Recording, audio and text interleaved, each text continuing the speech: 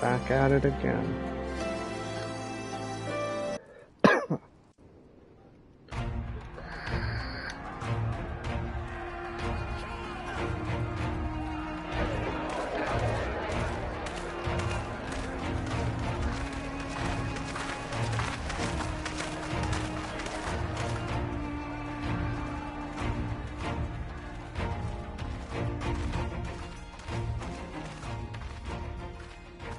Welcome back, you two. Greetings, Lord Hien. Glad you could join us. Give me just 1 second.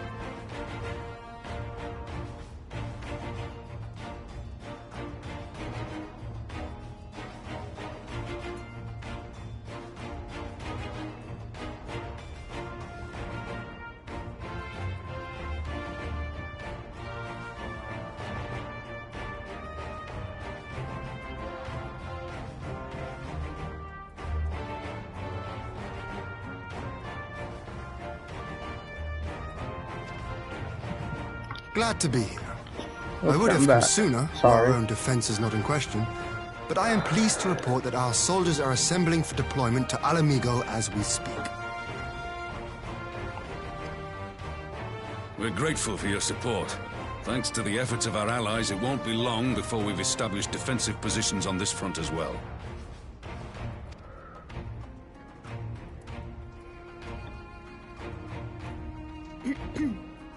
We have some good news, too.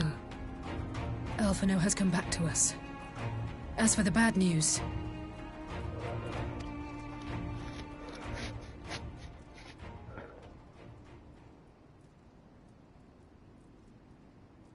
So, Alphino won't wake up, Gaius van Baelsar is alive and hunting Ascians, and the Empire is planning to poison us all with toxic gas. Does that sound about right? Ordinarily, any one of those things would have left me in shock. But the way things have been lately, it's all starting to seem pretty normal. Getting back to your report, are we sure this Black Rose is the weapon Maxima was talking about? It fits the description. And it seems we have Alphino to thank for sparing us an early demonstration of its effectiveness.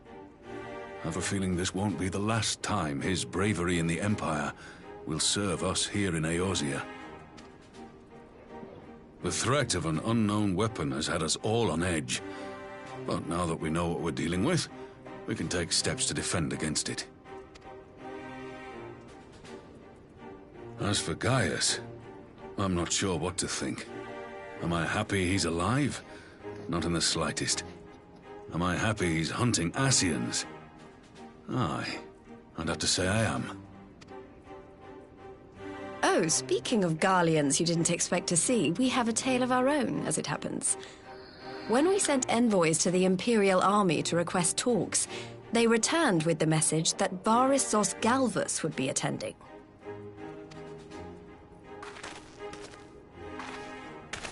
The Emperor himself?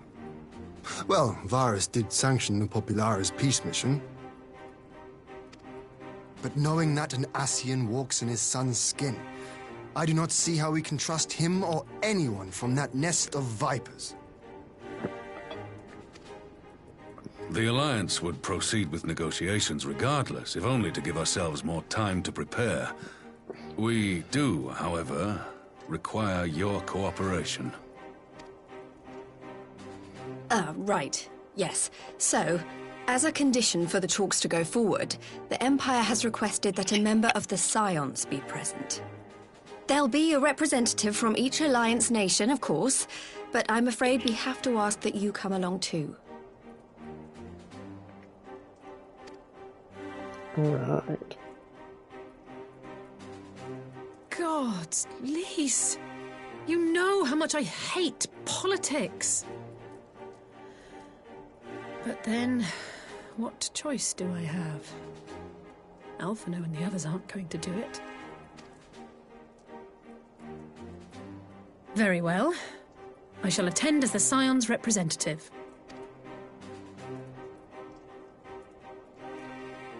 In case you're wondering why I didn't ask you, the Empire also requested the presence of Eorzea's champion. Ah, I see.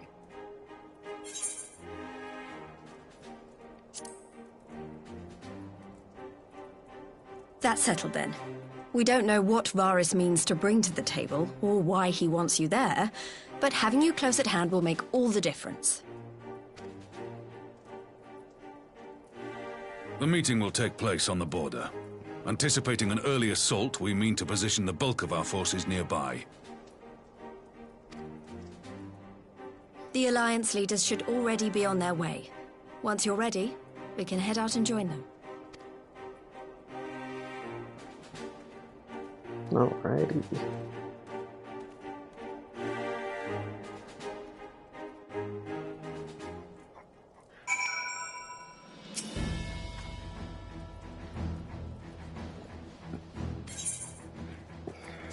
Yep.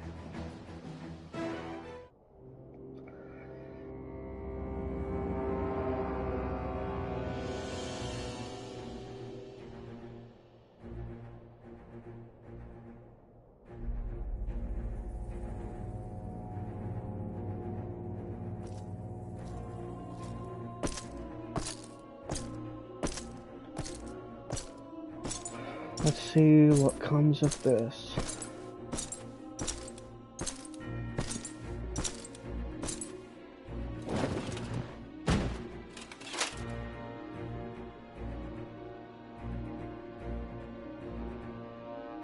Esteemed representatives of the Eorzean Alliance, on behalf of the Garlean Empire, I thank you for inviting me here today. As this parley was convened at your request, I invite you to speak first. Very well, Your Radiance. I, Nanimo Ulnamo, 17th in the line of Ul, should be pleased to oblige you.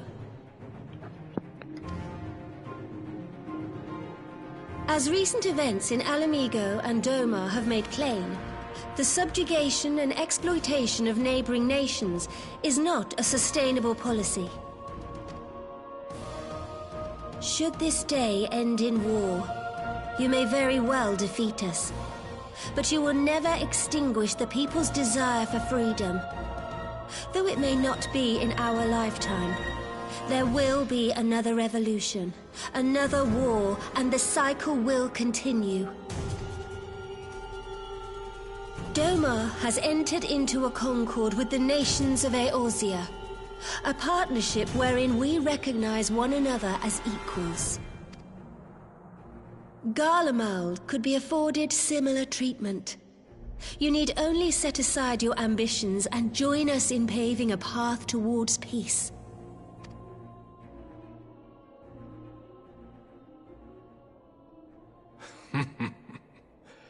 You will not win me over with sophistry, Your Grace. As you know only too well, this alliance lacks the strength to keep the peace within its own borders. Even now, your struggles with the Beastmen continue unabated. Divided, you sow this fertile soil with the seeds of your differences and reap naught but discord and chaos for your trouble. Eorzea must be united under one leader, one purpose. I would offer you both and bring an end to your strife.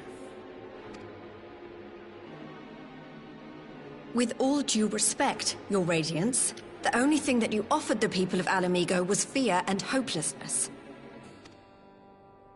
The citizens of Dorma can also attest to the meager arms of Imperial rule. There is no purpose to be found in a life of oppression, each day more uncertain than the last. Our people are willing to die for their freedom. A great many already have, and countless more will, if we don't put an end to this madness here and now.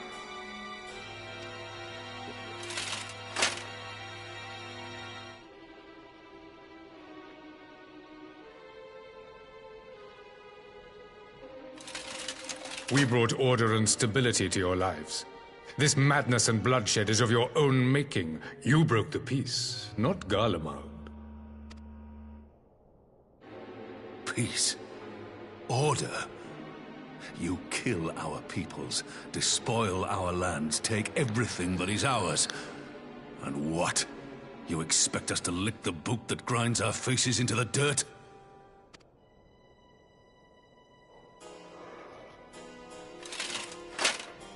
I expect you to weigh the costs.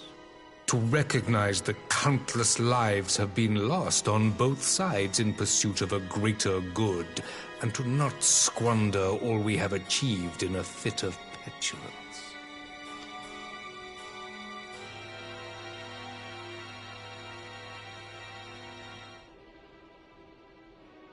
Your Radiance. I fear I can personally attest to the dangers of pursuing one's vision with such righteous fervor. For 1,000 years, the Holy See of Ishgard waged war with dragons. 1,000 years of sacrifice, of sorrow and hate, in which we bathed in the blood of friend and foe alike. Had it gone on any longer, we may well have drowned.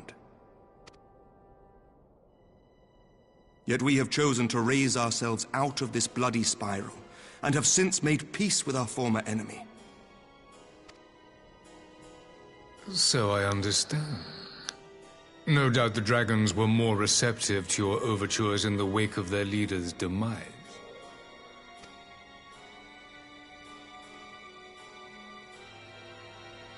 You speak of peace, yet use war to achieve it. Your father would not have bothered to obscure his intent with honeyed words. He understood that strength is all that matters in the end.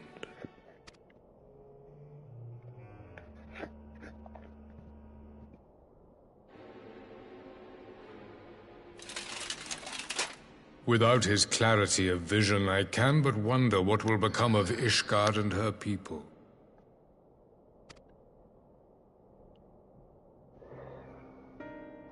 There was a time when Garlemald, too, lacked a leader of conviction. Weak and unable to wield magic, we were at the mercy of the strong from whom we sought refuge in the bitter cold of the north.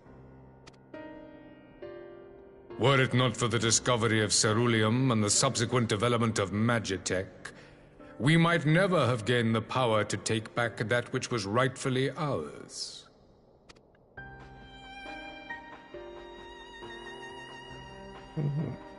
You speak as if your people were the first to have been driven from their homes.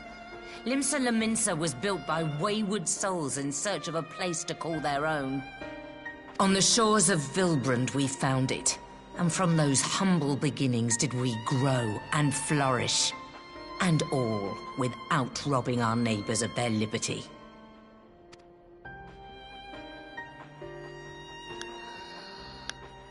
So saith the pirate.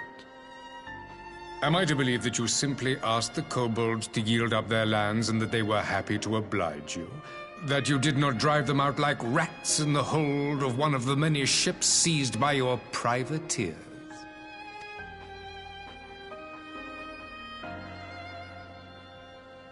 I will concede that after centuries of exile, reclamation may be mistaken for invasion.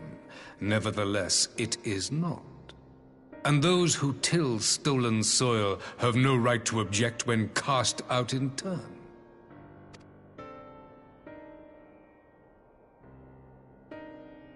Your uncompromising nature rivals that of the Ixal.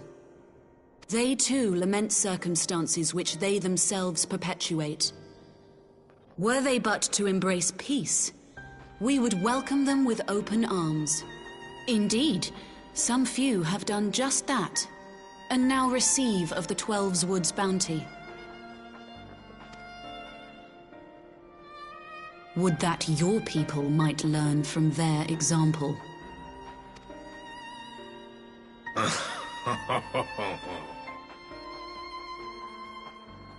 You dare compare us to the Birdmen? You who thought to invoke the 12 and threaten all of creation?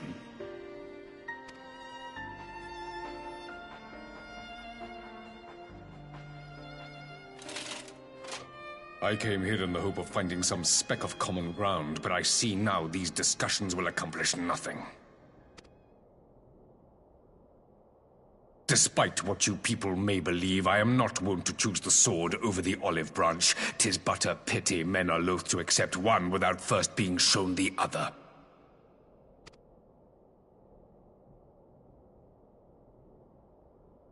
Wait! I beg you. This meeting was supposed to be a chance to find a way forward together, not to bemoan the missteps which brought us here. Please. If you truly consider violence a last resort, there must be a way we can come to an agreement.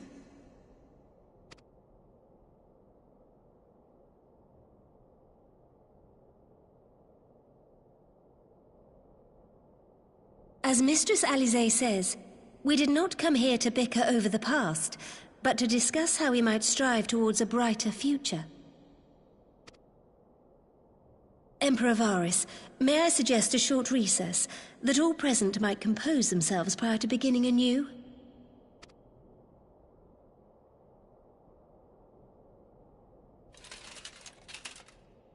Very well.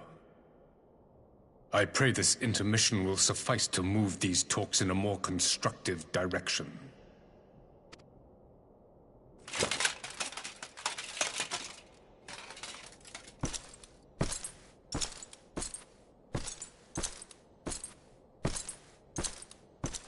Armor must weigh a lot.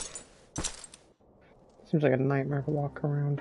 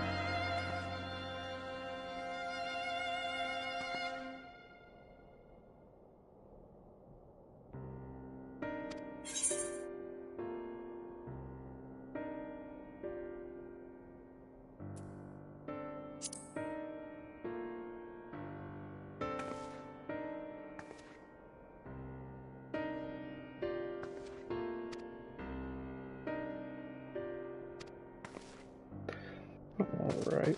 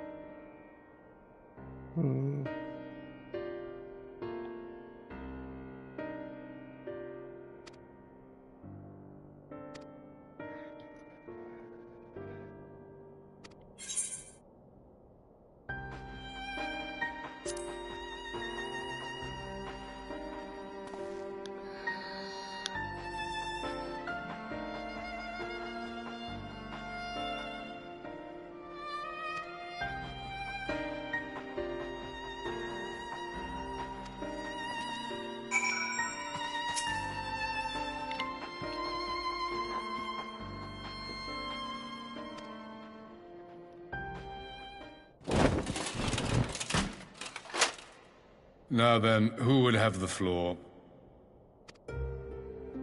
Before we resume, I wish to offer you an apology. After you graciously accepted our invitation to discuss an armistice, we have done naught but rebuke you at every opportunity. I believe I speak for all of us when I say we are deeply sorry for our discourtesy.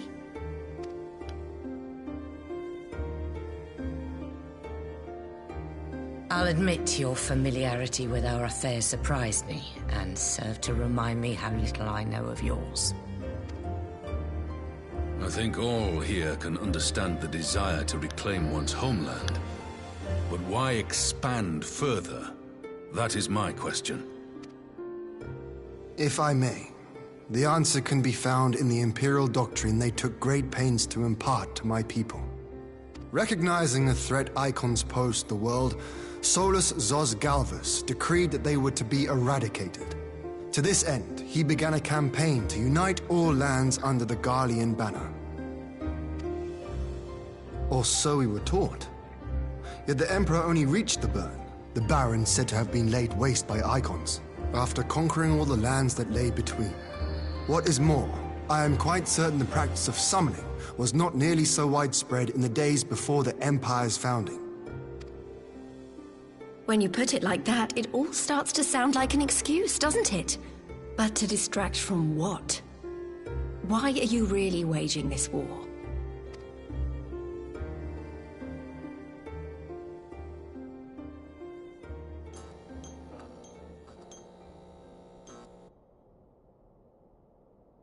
Finally, you ask the right question.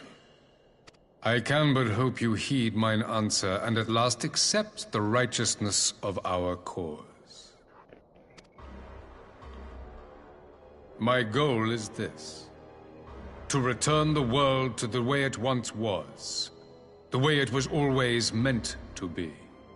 In doing so, mankind will be made whole once more.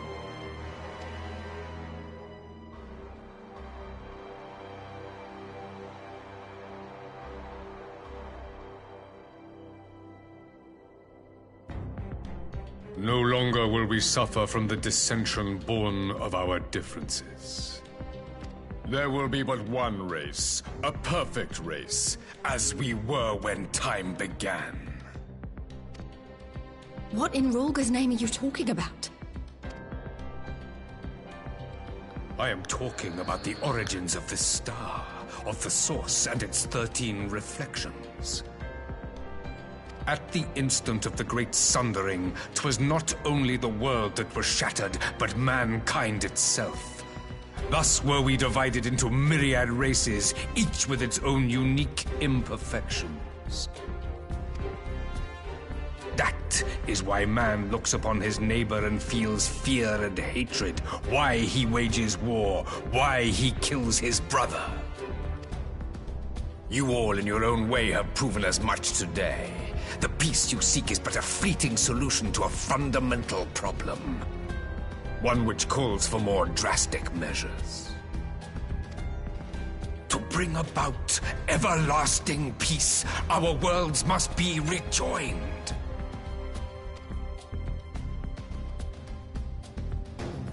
That is the goal the Empire would see realized. The glorious future unto which we shall one day shepherd mankind.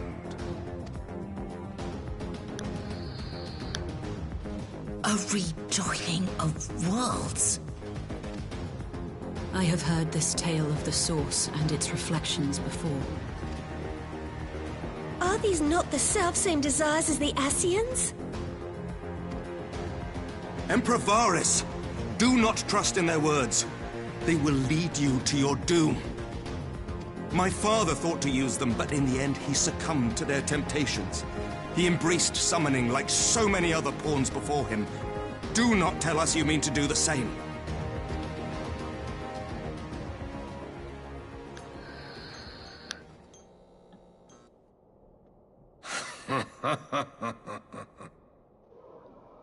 To be a pawn, free from the burden of choice, would be a blessing.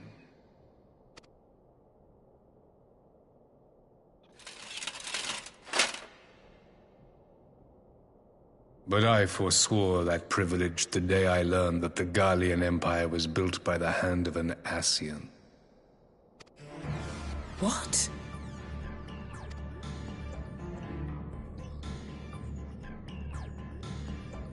Yes. My grandsire, the former Emperor, is of their number. And who better to build an empire capable of bringing about the calamitous change we desire? Would you condemn me for this alliance? For bowing to the will of these shadowy masters, when the prize is true and lasting peace?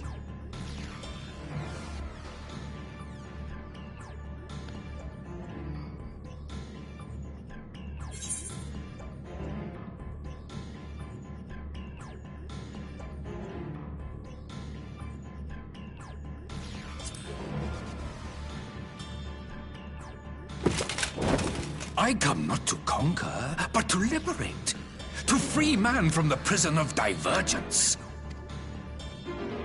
Imagine a world united. One perfect race beneath a single standard. An army before whose might these servants of darkness and light would fly as leaves in a storm, never again to meddle in man's affairs. We would be the masters of our own fate. I bid you join me, not as subjects of Garlemald, but of a new nation. And together we shall win freedom for ourselves and generations yet unborn. You want to trigger another half-dozen calamities? You can't be serious!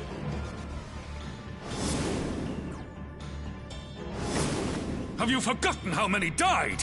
There will be no one left! Do you truly imagine we would aid you in your bloodletting? It is unthinkable! Unconscionable!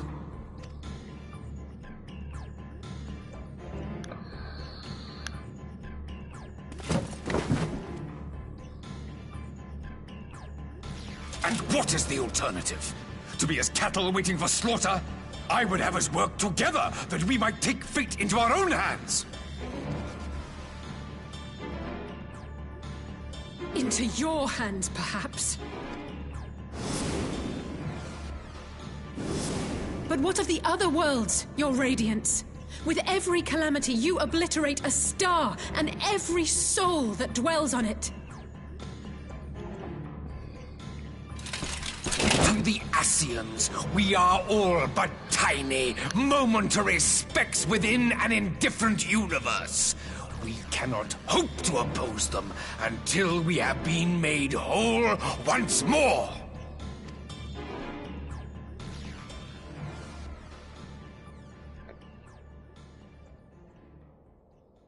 Are these truly the words of Garlemald's ruler?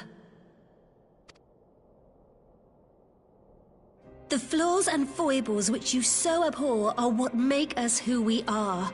Every nation, even yours, Emperor Varys, is made whole through the combination of these imperfections, the strengths of one compensating for the weaknesses of another. While it is true that man succumbs all too often to anger and avarice, he may yet overcome his baser instincts through the forming of bonds with others, fostering community and cooperation. That that the protector of an empire should not only reject these fundamental truths, but seek to change them at so dear a cost to life is indefensible. Such a man is not fit to govern.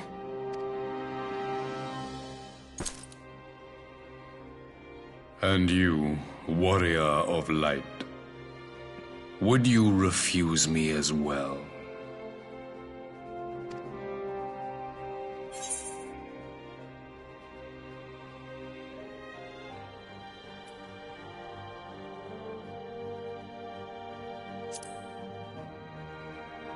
We can defeat the Ascians as we are.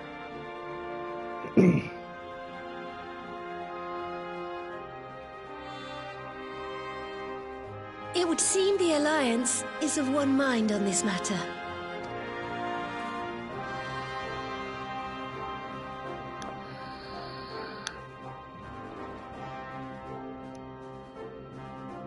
You Eorzeans never cease to disappoint me. Though I suppose I have only myself to blame for expecting more from savages. This discussion is at an end. I bid you make ready for our next meeting. It will not be at the negotiating table.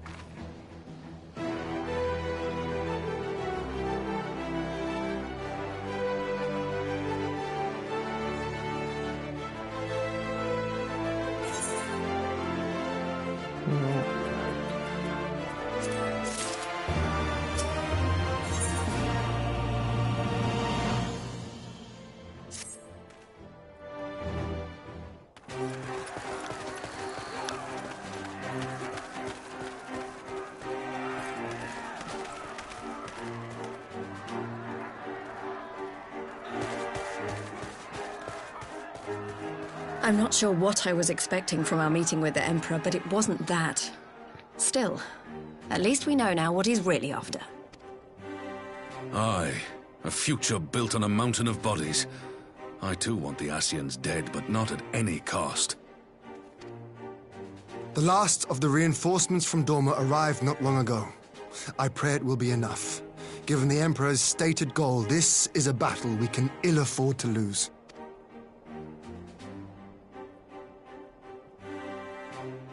If the Garleans come in force, we may not have much say in the matter, even with our combined strength. We knew from the first that the odds would be against us. But if there is even the slightest chance of victory, we must do everything in our power to seize it.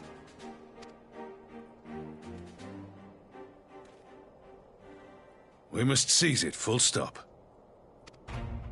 Here!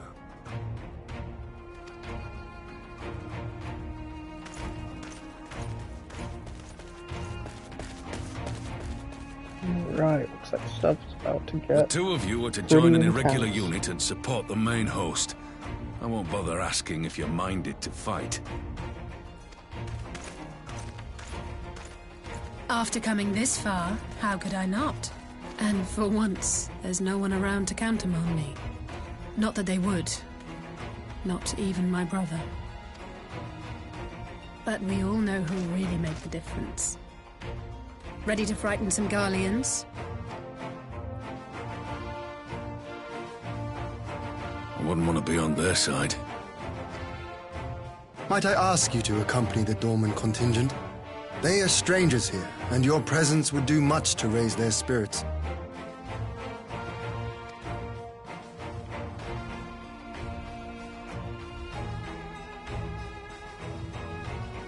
We would be honored.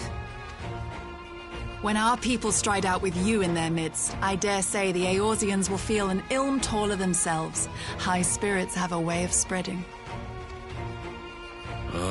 What I wouldn't give to join you. But my duties as field commander will not allow it. I'll leave the front lines in your capable hands.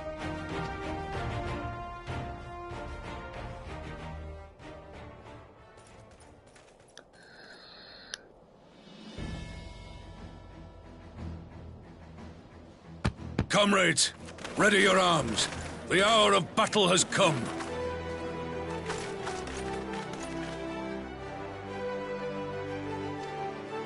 May the crystal guide us to victory!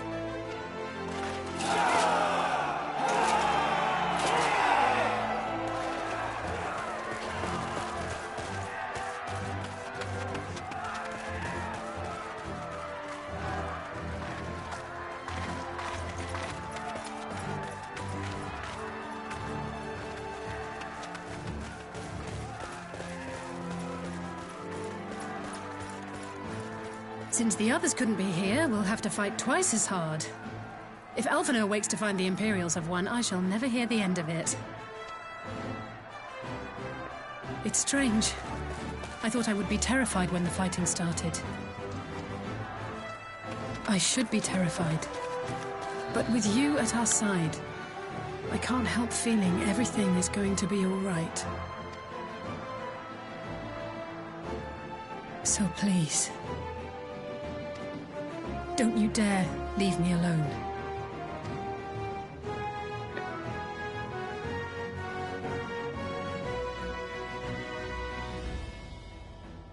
No matter what happens, we have to survive together.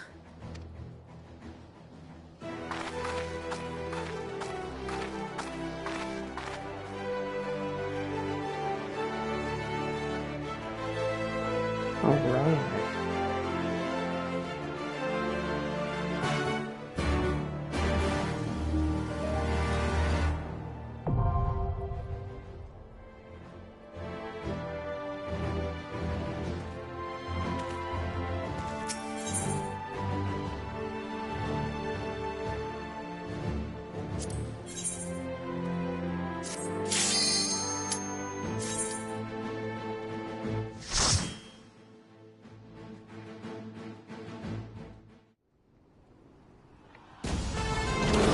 Nice. This is going to be exciting.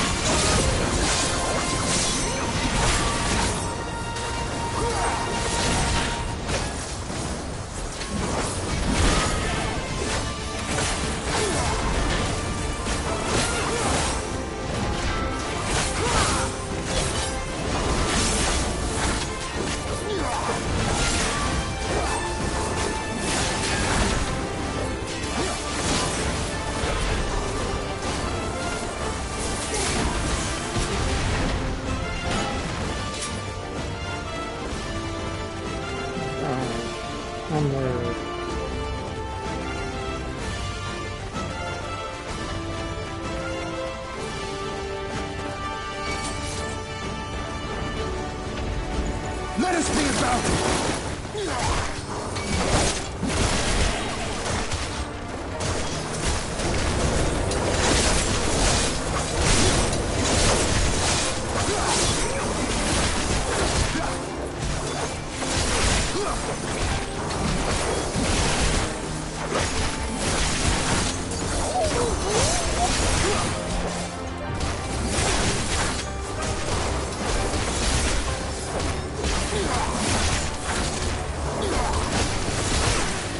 We actually are past all the talking and stuff in this game. I definitely like the fighting and the combat and stuff. It's probably where I have the most fun. There's just a lot of talking in between. And I get it's an MMO, but sometimes I feel like it kind of just drags on.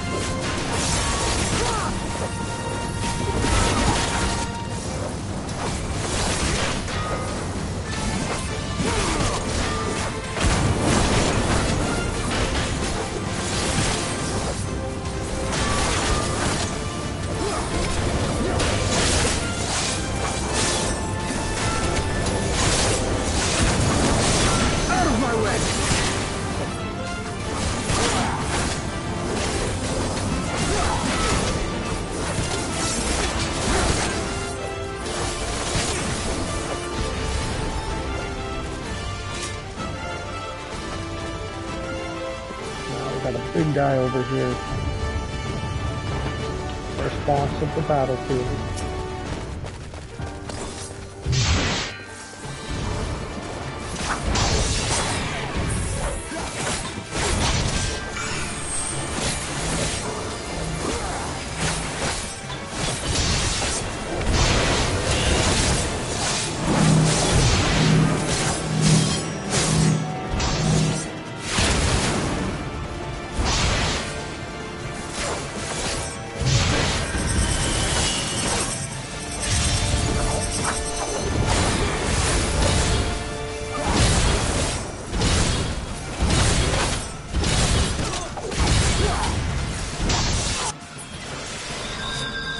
Oh, apparently I didn't move away fast enough.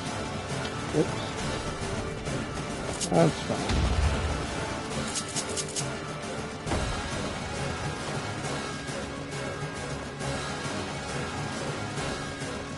I'll just hightail it back to where we were.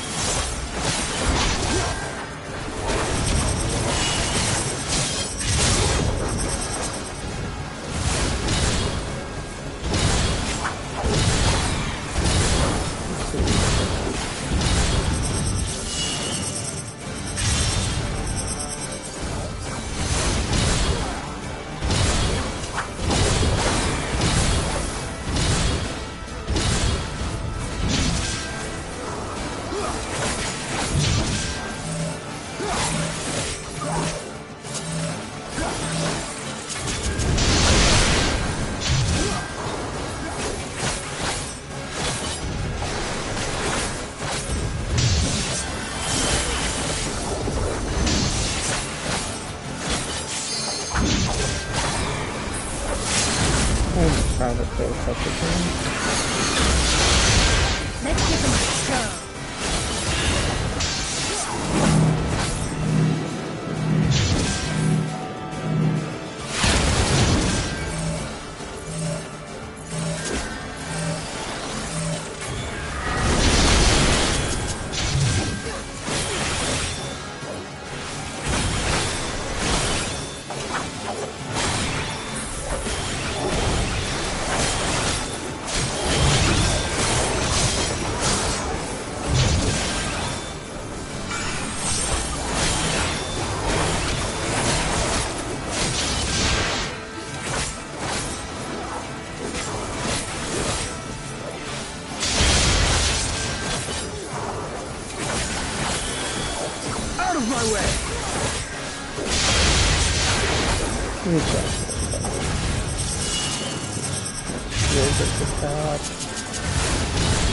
Which way you going?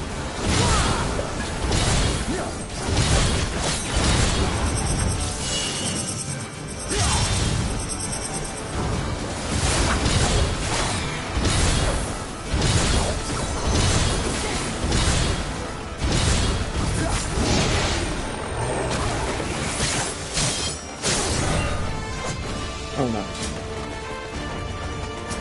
Down that one.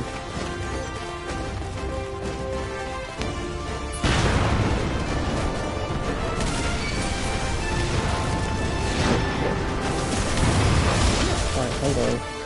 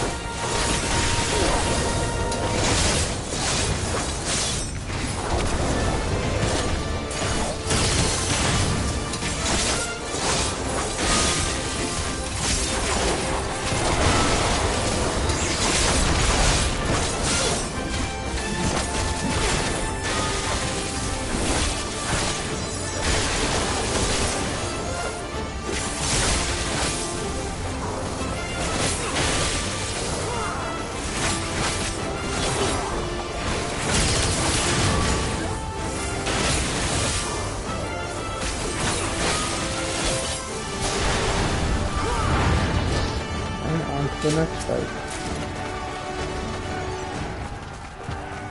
Down here, it looks like. I shan't hold back! Brace yourself, it's probably injured.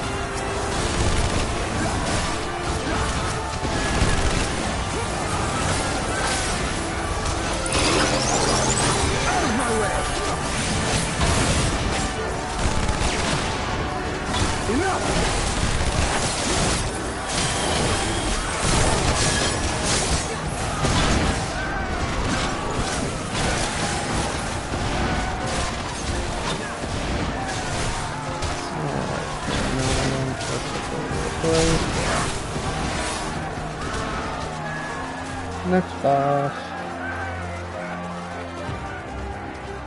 We get him here.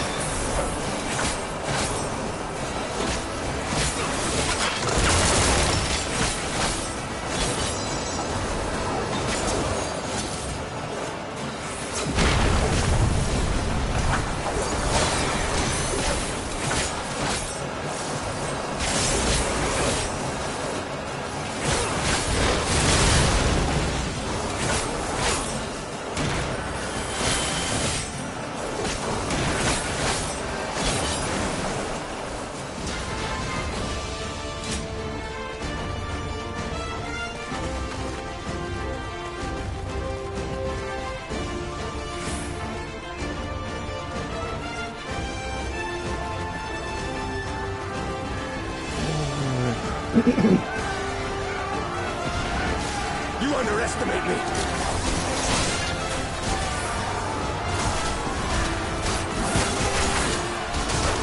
Enough!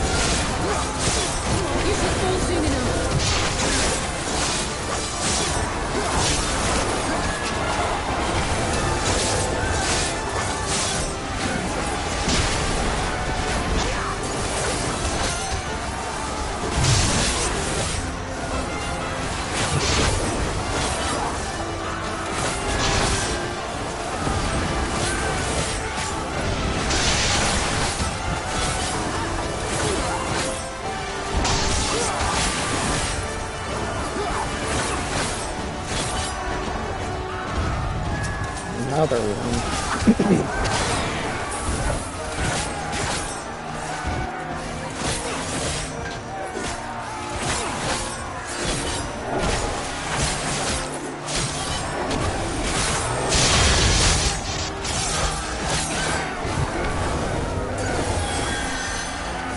You shall fall soon enough.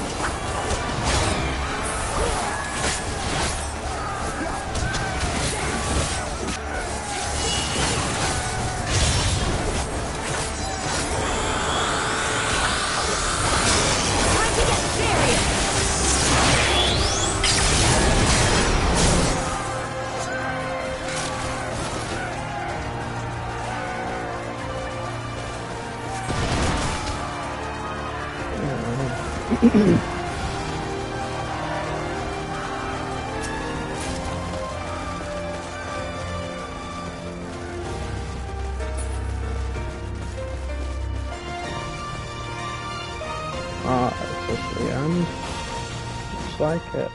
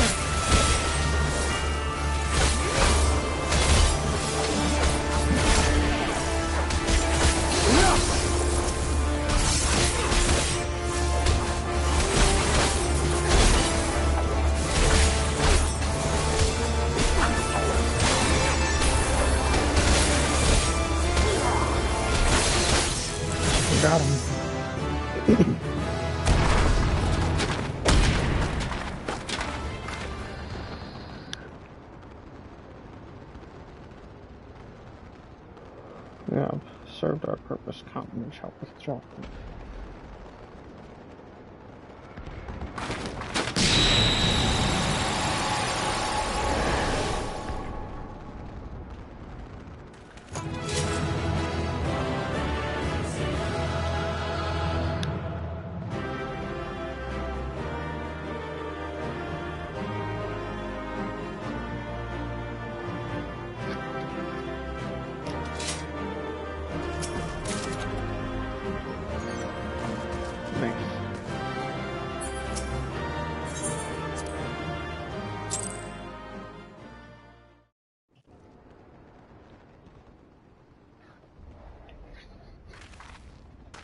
We did it!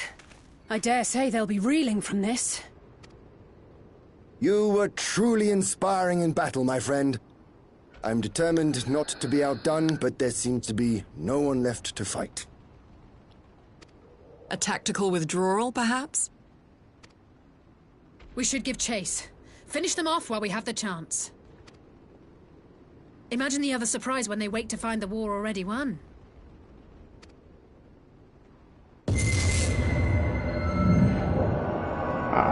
This is happening again. The light will expunge all life. Only you can forestall the calamity. Throw wide the gates. No! Not like...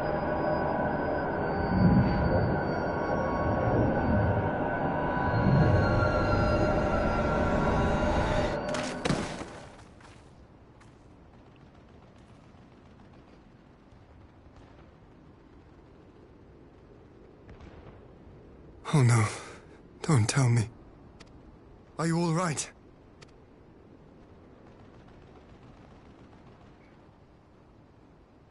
Quickly, we must get her back to the encampment.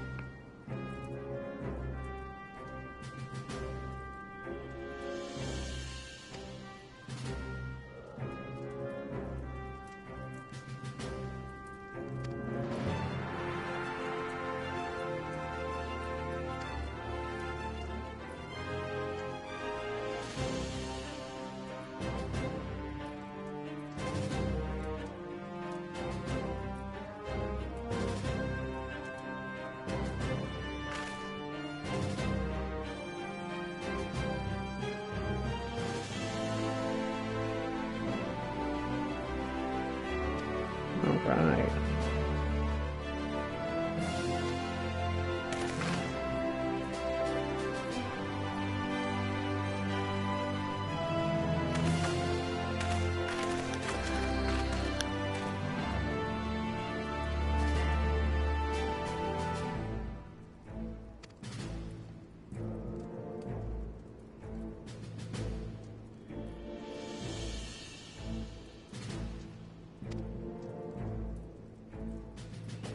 I have to go back to the rice and the stones. Damn it. Before that, I need to go to...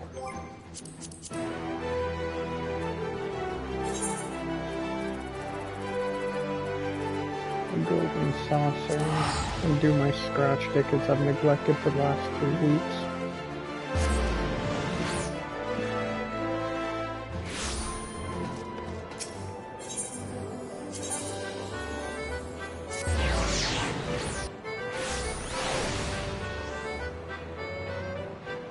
I'll just get lost here. Oh.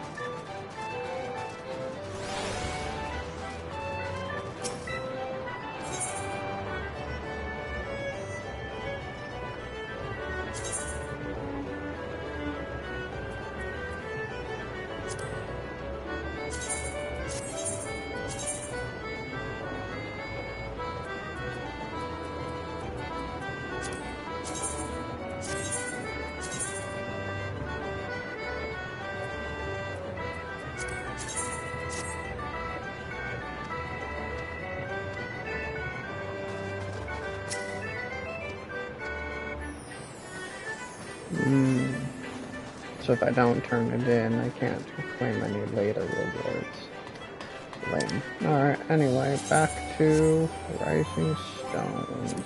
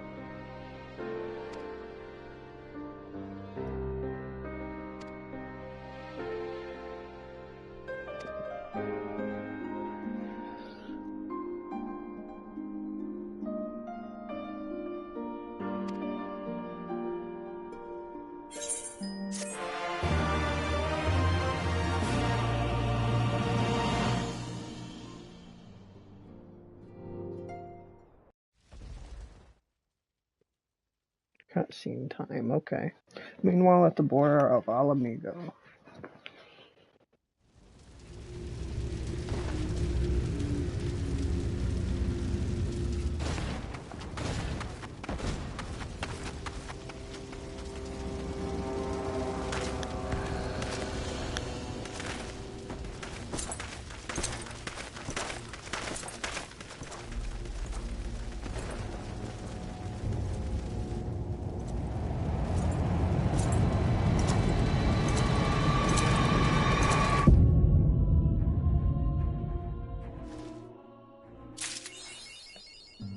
That was a very short cutscene.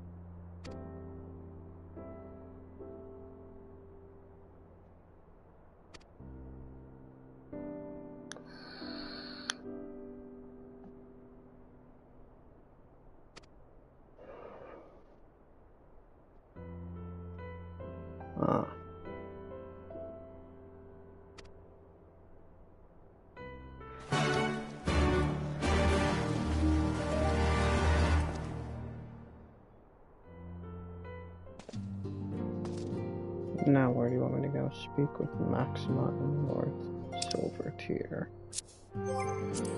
Where's that? Oh.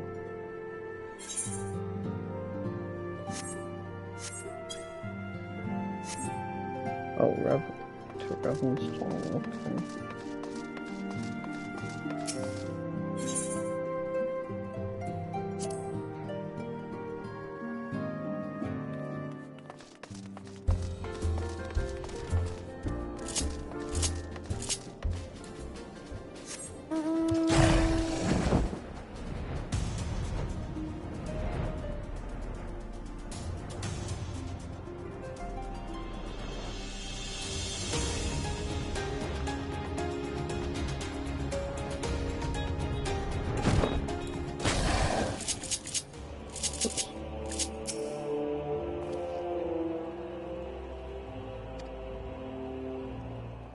Come on, it's been like 30 seconds, dog.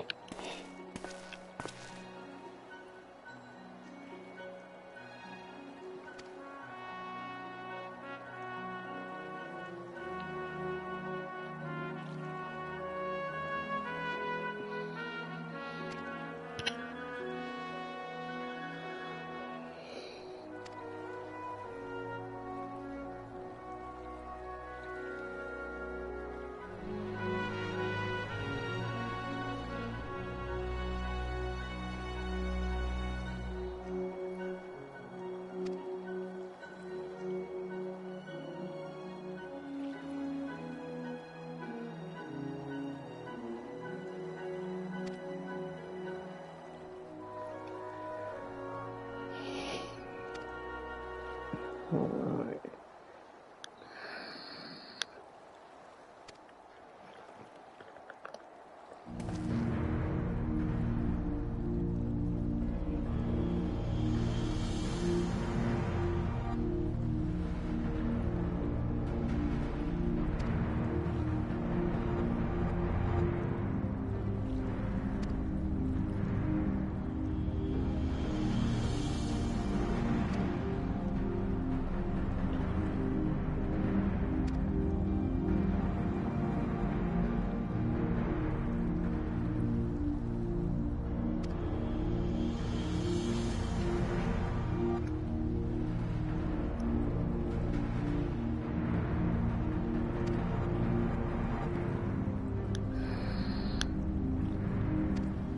All right.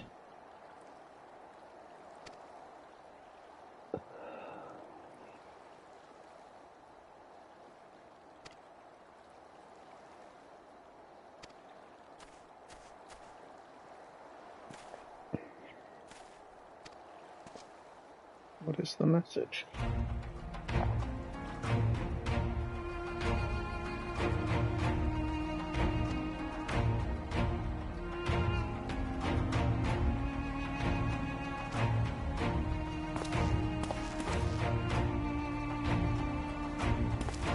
No doubt being lessons.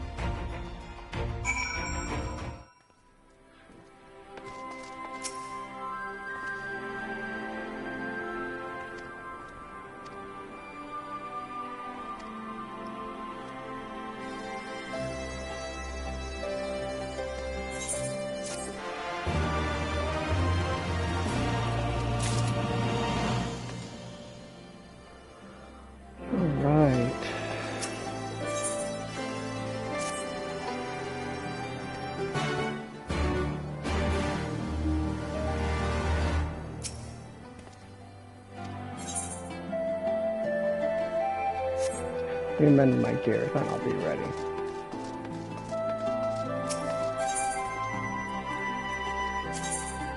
So I'm in pretty good shape, but you never know how many times I may go down. Let's go.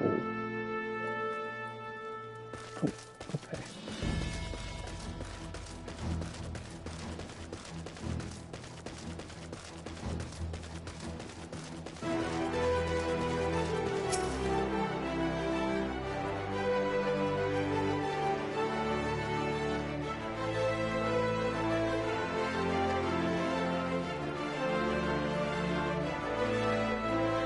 Don't play in sequence. It is recommended they set aside sufficient time to review these scenes in their entirety.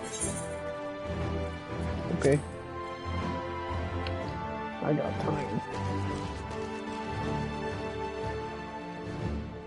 There have been several skirmishes along the border, but as yet neither side has delivered a decisive blow. We had long assumed that the Garleans would overwhelm us in a straight fight, but we seem to be gaining ground, albeit slowly. As to why that might be, the most likely explanation is that they have yet to commit all their forces. Still, we're winning, and our latest intelligence suggests the Emperor has retreated back to Garlemald. In light of this, we're considering launching an offensive with the aim of pushing the front line forward and giving ourselves some room to breathe. Commander! The Imperials! They've broken through our defenses to the east! What? Our scouts say their forces are being led by Lord Xenos. Lord Hien and Commander Hext have taken their troops to provide support, but we don't know how long they can hold out. So, they've been biding their time, waiting for his arrival, have they? Very well. Send word to our allies, requesting reinforcements for the front line.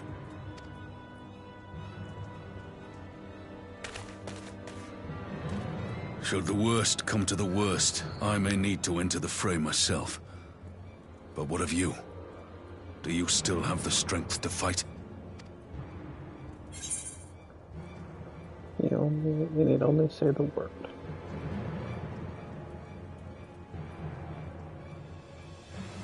So long as you leave the ASEAN to me. He may not die as such, but to see Lord Xenos fall on the battlefield would deal a heavy blow to Imperial morale. I'll see to it the men stay clear.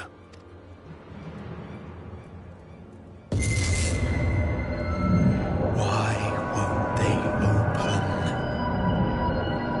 Please, I bid you open!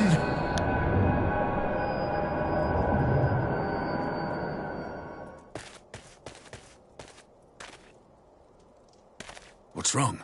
Is it the voice again? Yes. Are you sure you're in a fit state to do this?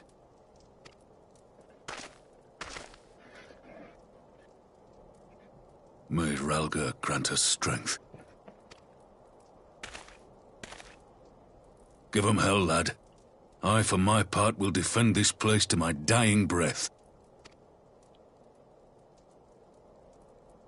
Oh, I will.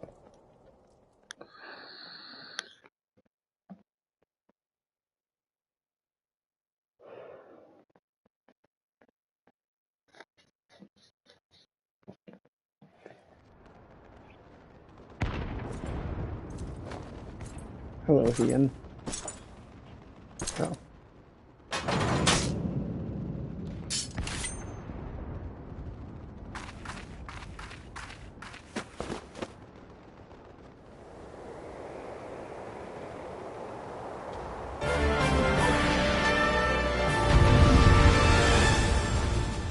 Oh, I think I'm playing as Ian.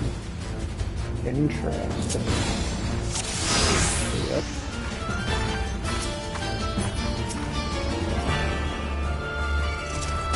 Ready?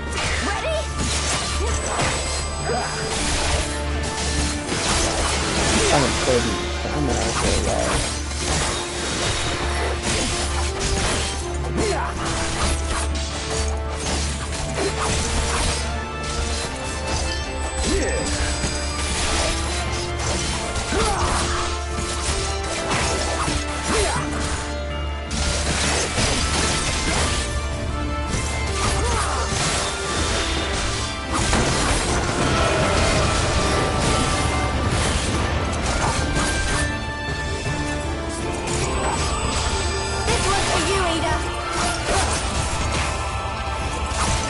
You're not doing a whole lot of damage to this guy.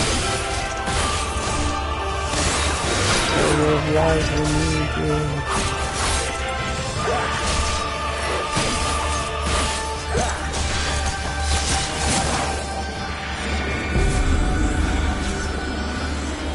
Oh right, I want you.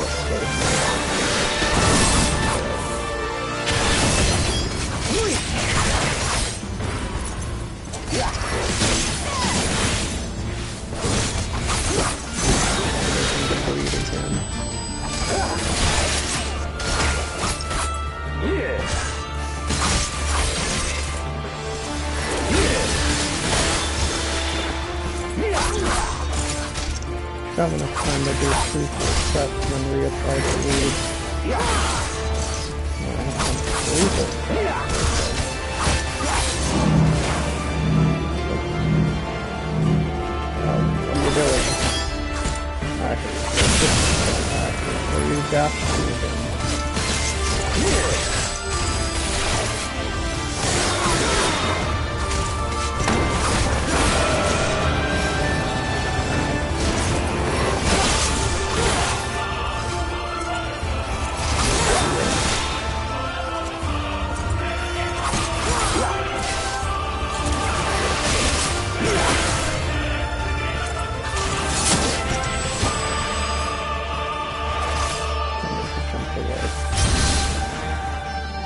And then interrupt this. Uh-oh. I like this.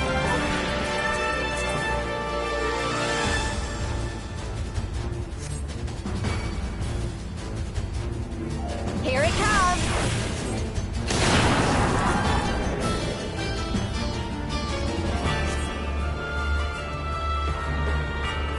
The weave of a shinobi's power.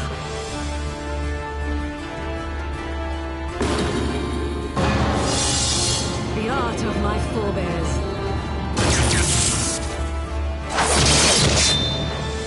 Wow.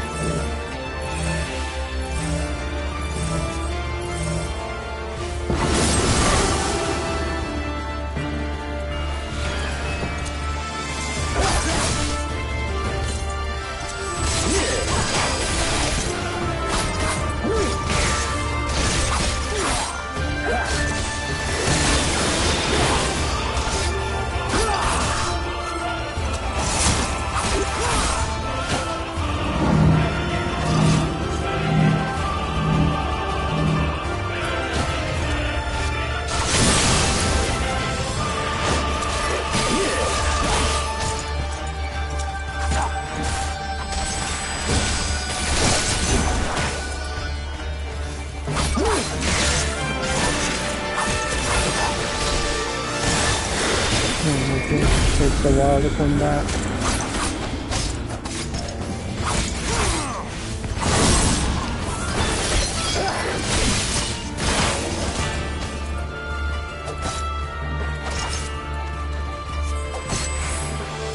Oh, thank God.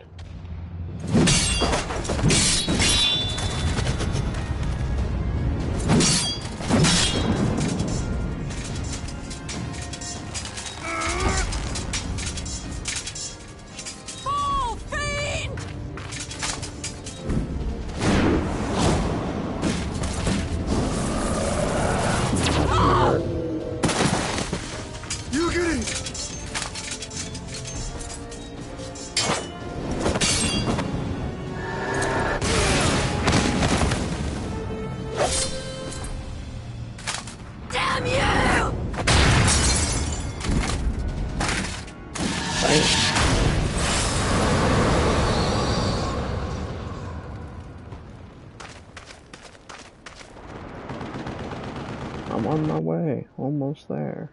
Oh, they're all downed.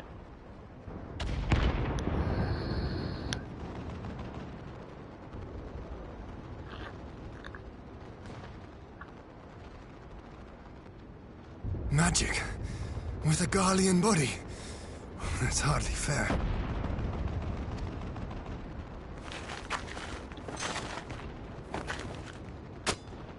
Still, he must be stopped, no matter the cost.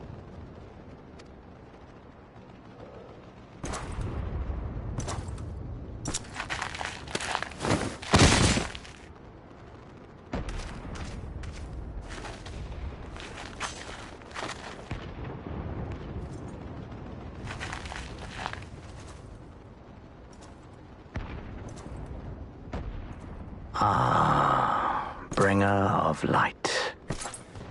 It has been too long.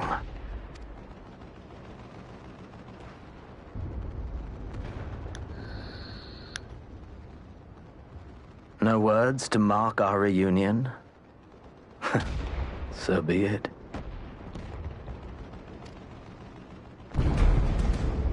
Equilibrium must be restored. and only your death will redress the balance.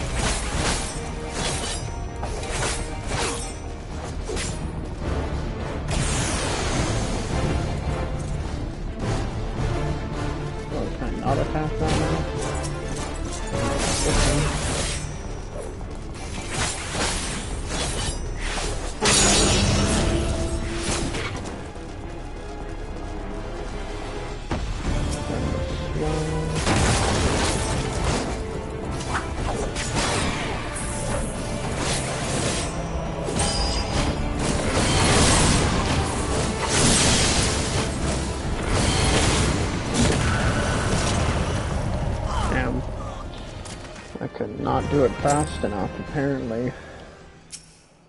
Damn. You'll have to do this whole area again. It's not normal. What do you mean? Skip cutscene. Oh, I'll have to play Heian again. Yeah.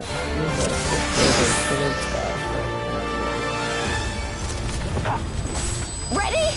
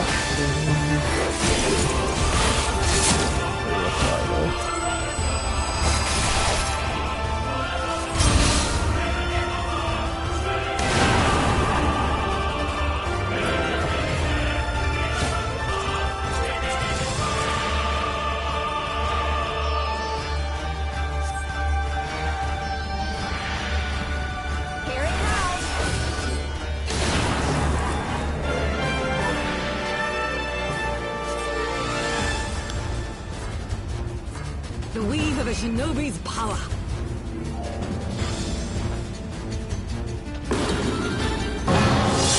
The art of my forebears.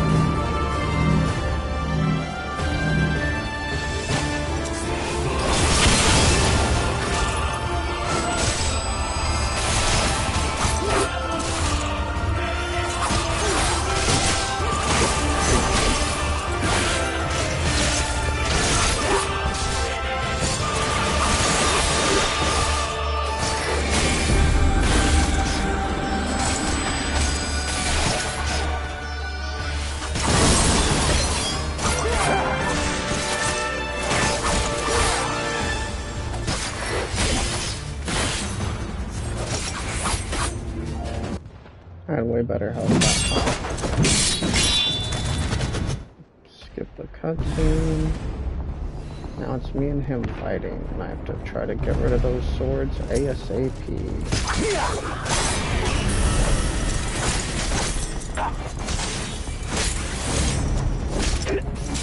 I have to save my Reaper attacks for the sword.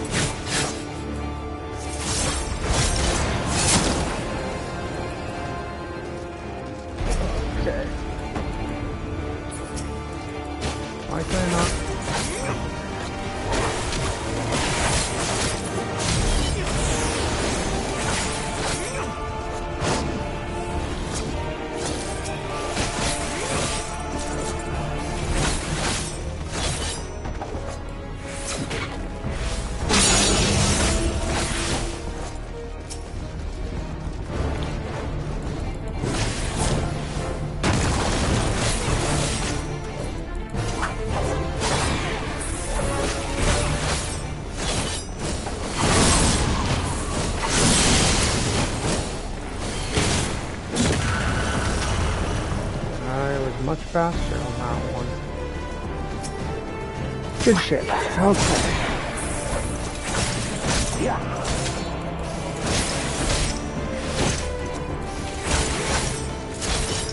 Let's get better. Like something. Thank you.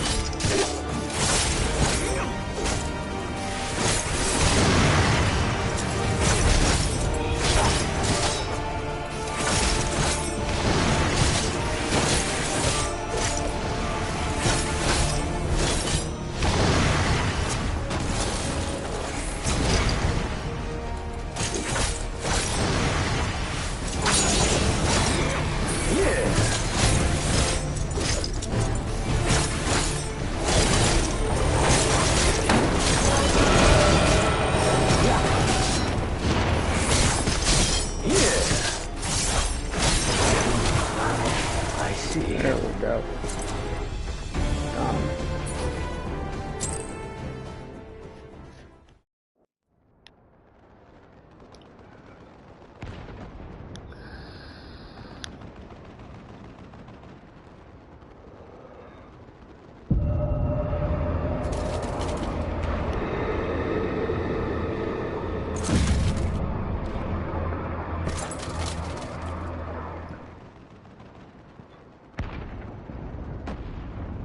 Your mother chose her champion well. And I'll keep knocking you down. Yet, for all your strength, you will still fail.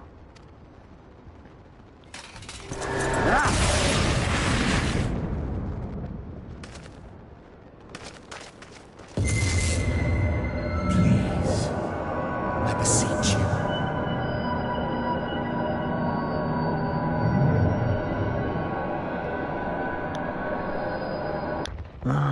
Someone calls to you.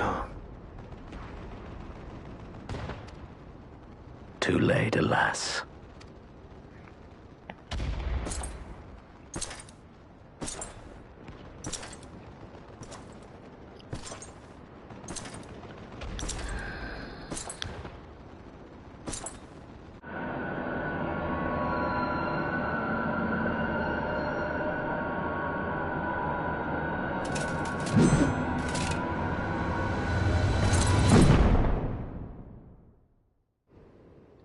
Alrighty.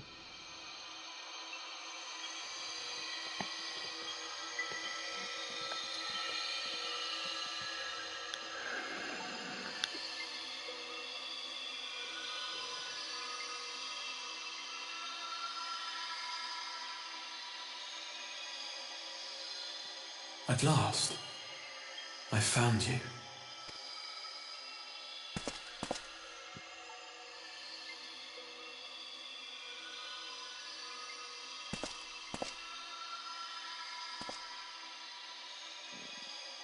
Please, there's no cause for alarm.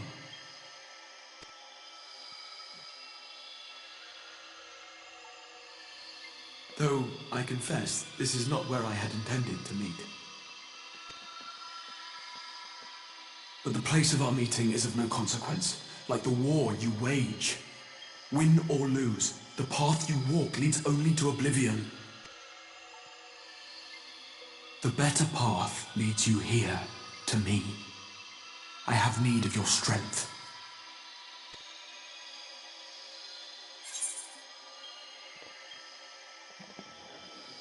Who are you?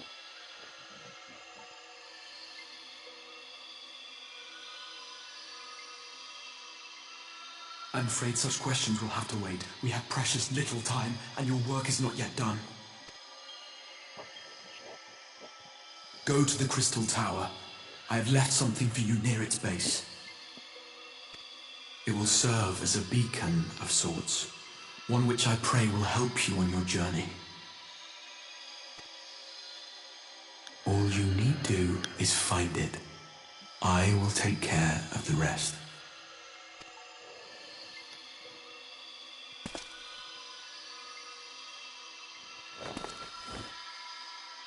Soon, we will throw wide the gates.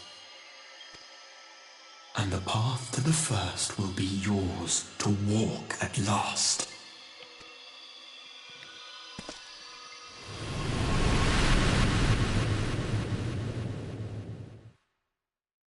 All right.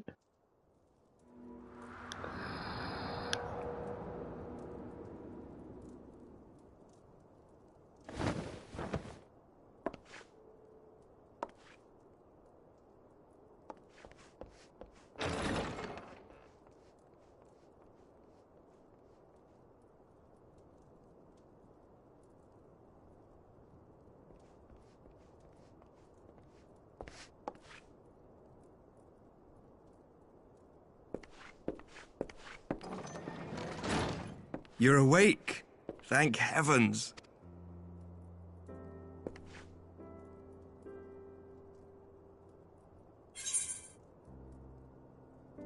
Where is Xenos?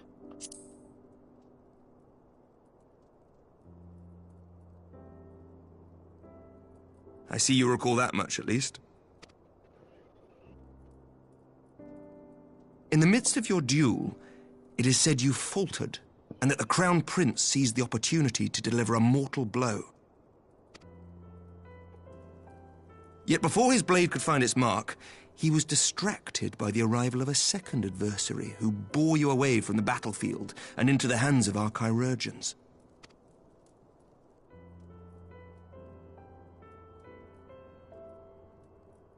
Lest you wonder, he left before you awoke.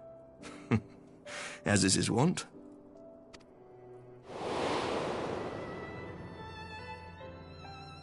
Ah, I figured it was him. Estinian never was one for emotional farewells.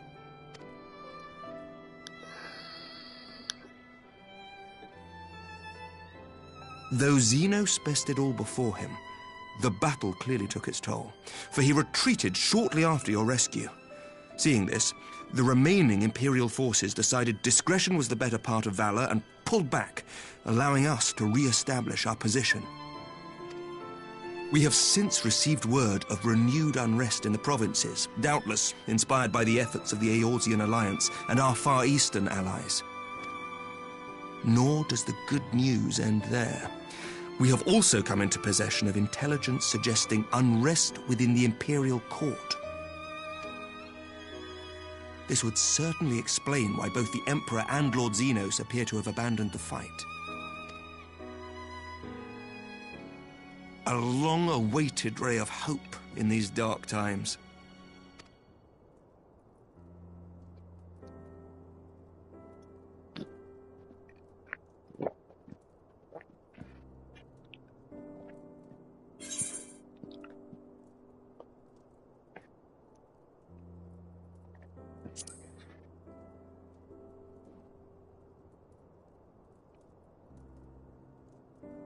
Yet to awake, I'm afraid. But please, concentrate on your own recovery for now. You have carried the hopes of some half-dozen nations, and we are all eternally grateful for your efforts. But no one is without their limits, not even you. Leave this fight to us, my friend. You have earned your rest. But before I forget, I was asked to deliver a message as soon as you awoke. A reminder that you are not alone, though many of your allies have fallen. When you are well and rested, you are to return home, where friends will be waiting for you.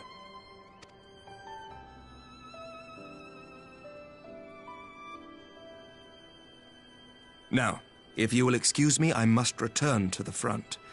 May we meet again soon, under happier circumstances.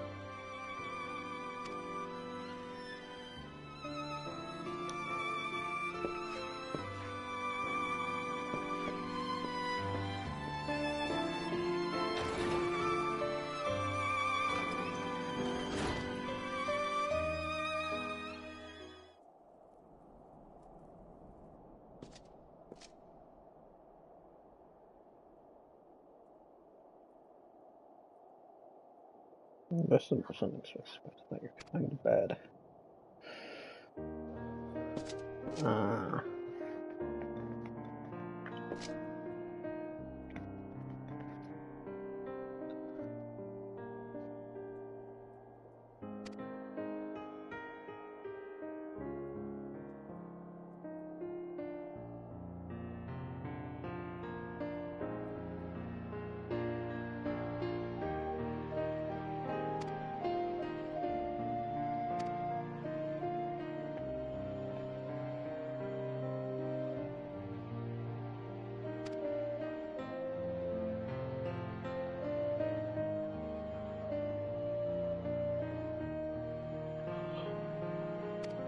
Yep, I'd apparently go to the base of a crystal tower.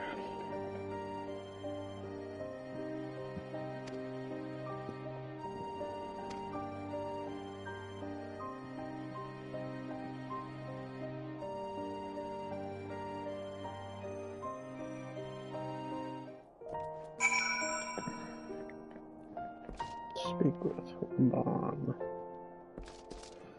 Wherever he is.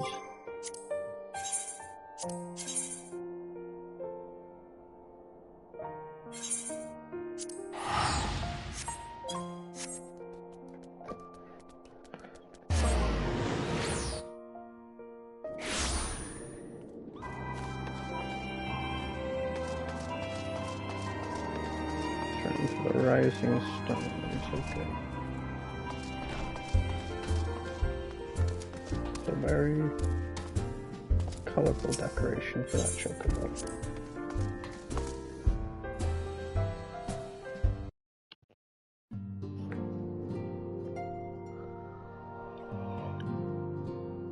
Oh boy, I overslept today.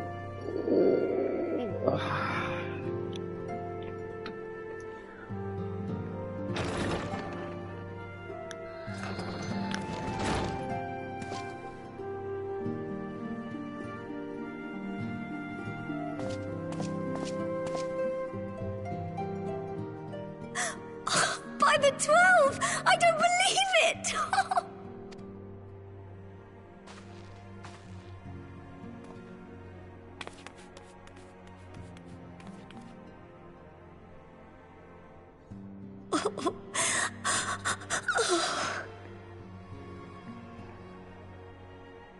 I rushed back as soon as I could.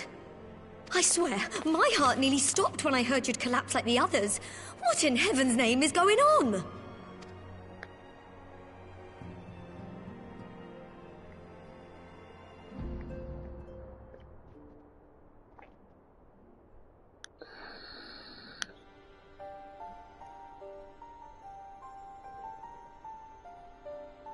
Win or lose, the path you walk leads only to oblivion.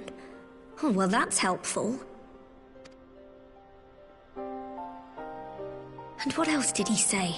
The better path leads to him?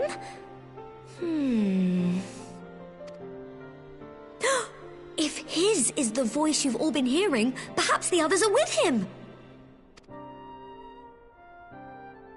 Sir Emmerich said the fighting had reached a stalemate, didn't he? But if that monster masquerading as Xenos comes back... Thancred, Y'shtola, Urianger, Alphino, Alize... You're going to need all of them on your side to defeat him.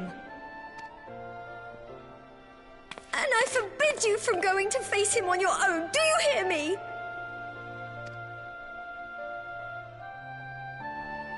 So if you must leave, go and find the others. Bring them home.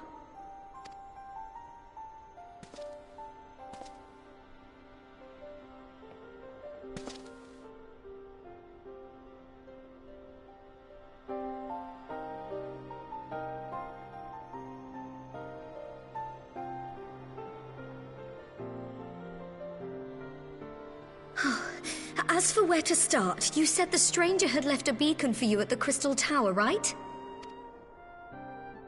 But how are you to find it, now that the tower has been sealed shut?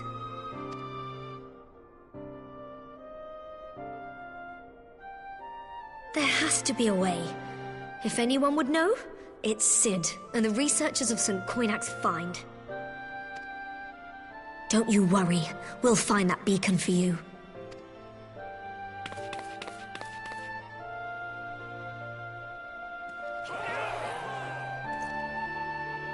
Alright.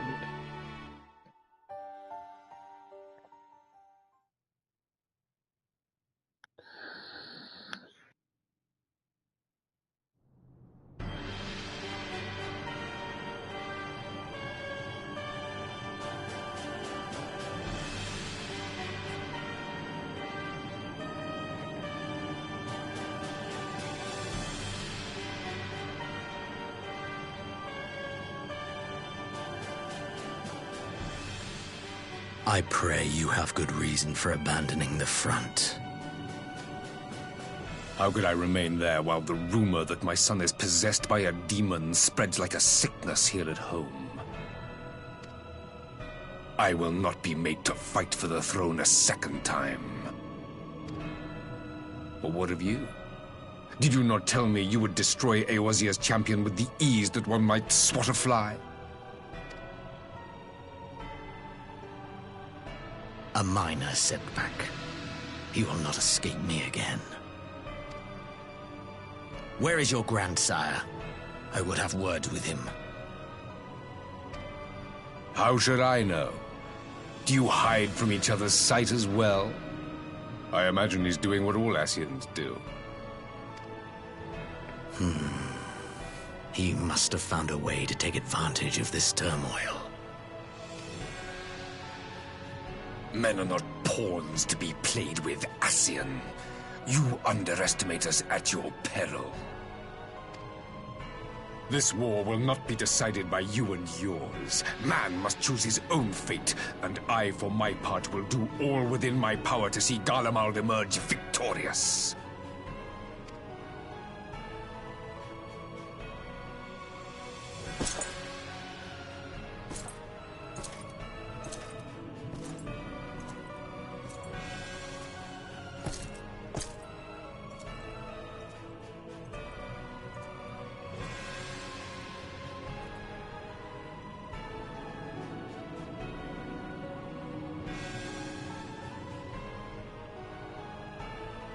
Pray forgive the intrusion, Your Radiance, but the requested preparations are now complete. We stand ready to begin production of Black Rose upon your order.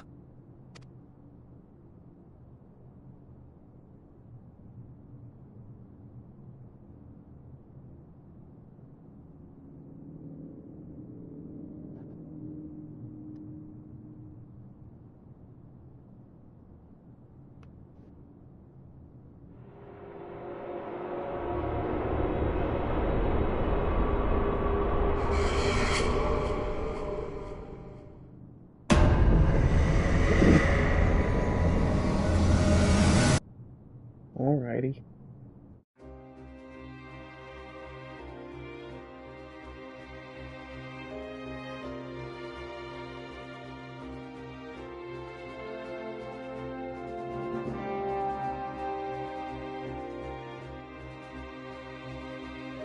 Ah, interesting.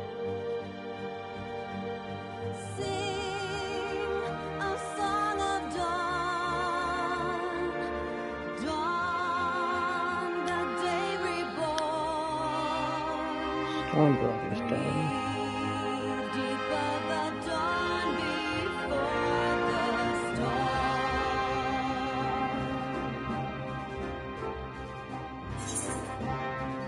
Let's skip this scene.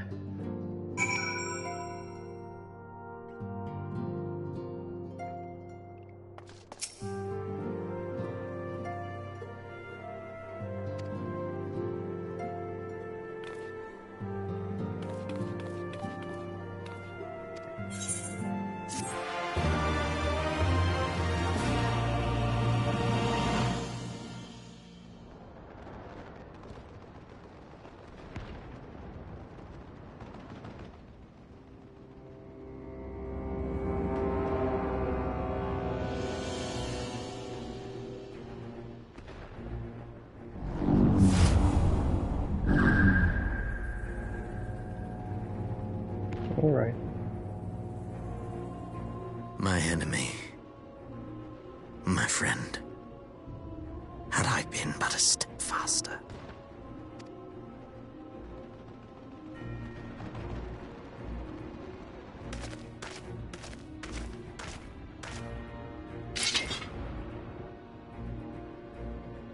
Bloody savages!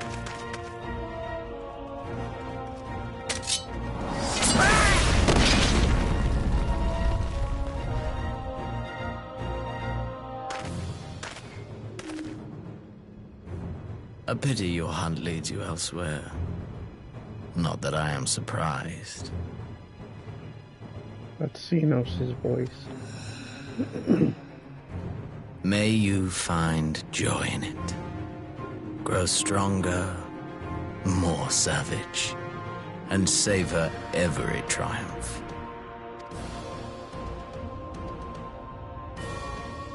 In the meantime, I will reclaim that which is rightfully mine. Interesting.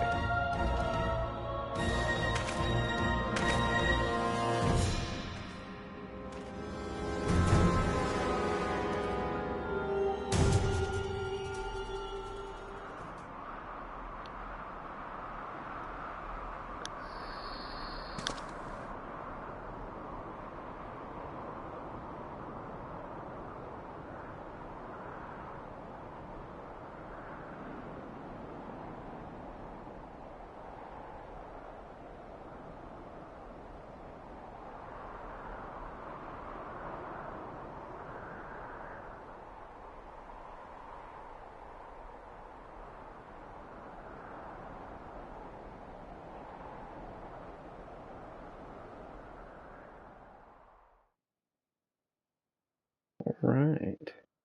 In the midst of a requiem for heroes, a voice rings out across time and space. In fields of tranquil light, sow you seeds of darkness.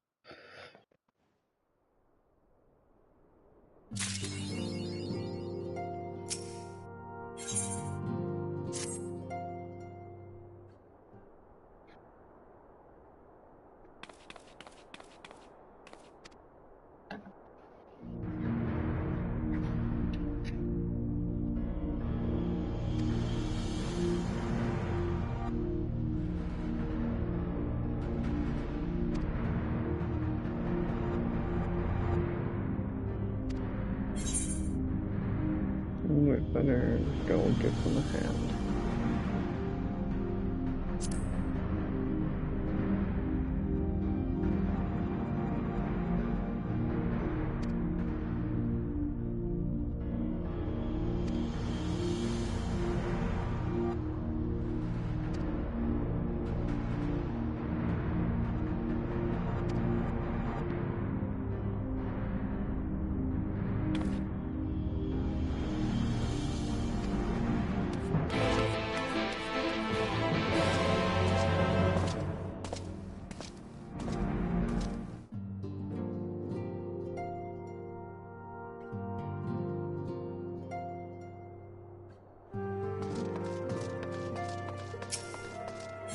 Back up to silver tier.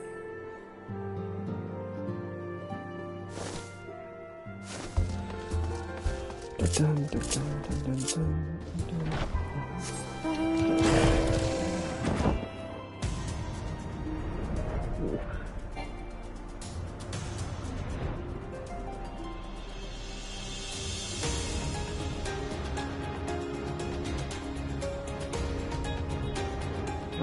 Crystal Tower, I see.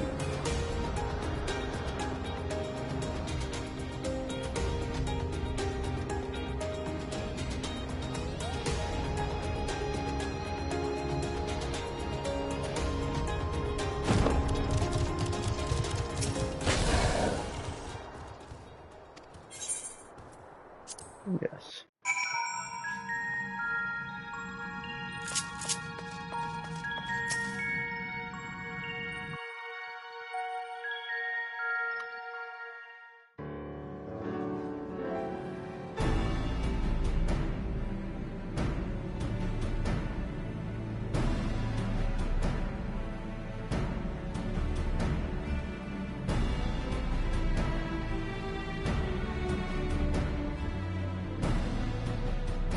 Look how many people there are! Should we get to it then? Pick up anything that seems the least bit device-like, and we'll make ourselves a pile. Well, if it isn't the hero of the hour, maybe you'll change our look. We've found bugger all without you. Biggs! Wedge!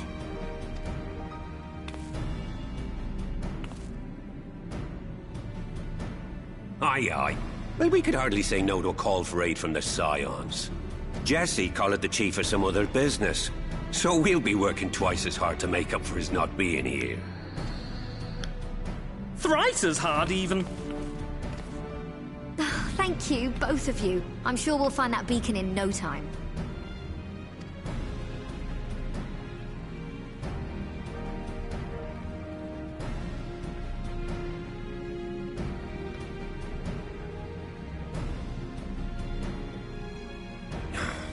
I'm not seeing anything out here. Do you reckon you could squeeze in there, Wedge? And get stuck halfway? No, thank you. I could try if you like. Tataru, no! We couldn't ask you to do that. Oh, I'll be fine. This receptionist is not afraid to get her hands dirty.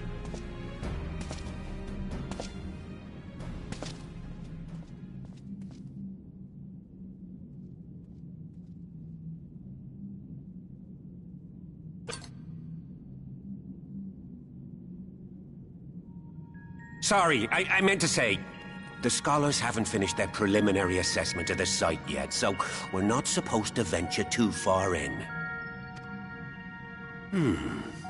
What's that you got there? Now that looks promising. Isn't that the Ironworks symbol? Counterfeiters? Now I have you. You are right. What's happening?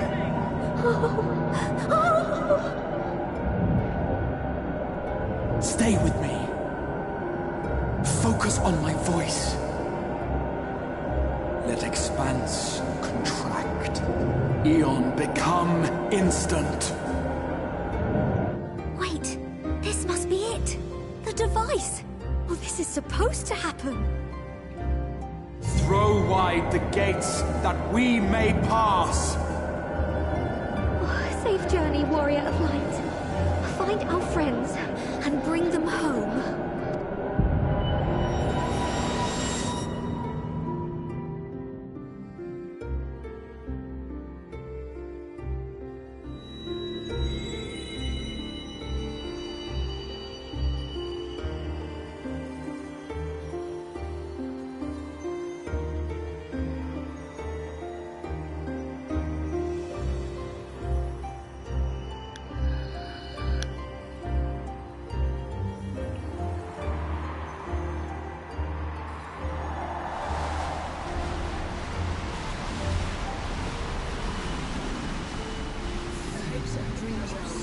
This is interesting. The dawn's light will shine again. Oh, do not look at me so. You're slaves to a tyrant.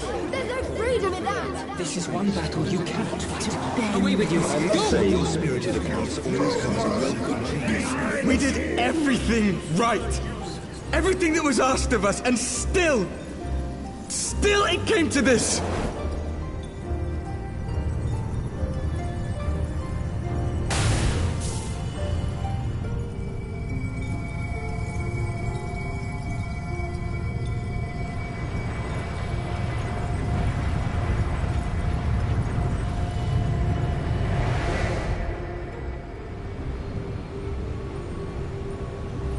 Interesting.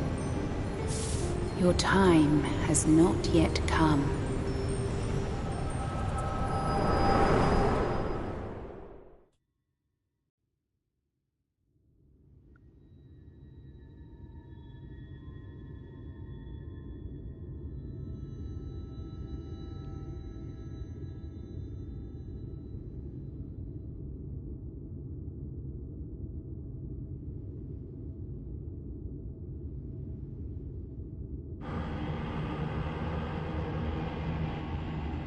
What do we have here? Ah, it's the Warrior of Darkness. I recognize that axe.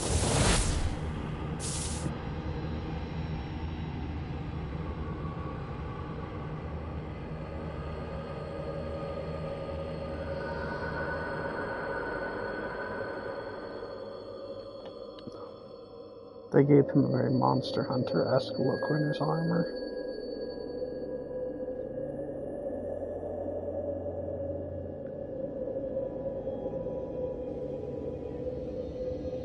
Where am I now? At least it's pretty.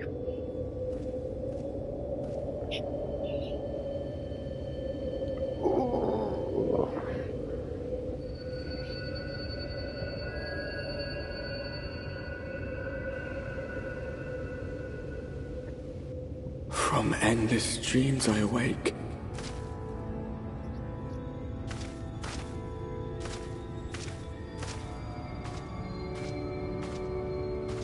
Something vague, yet urgent, calls me to action once more.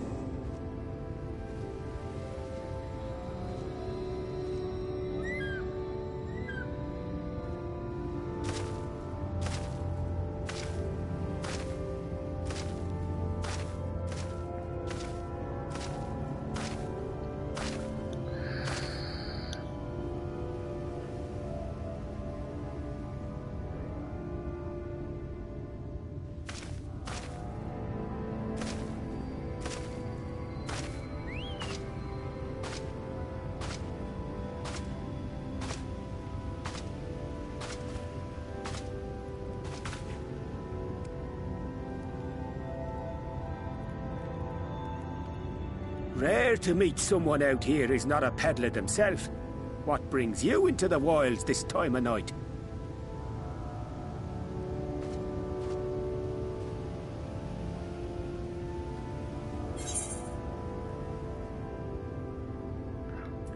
It's Brennan's day.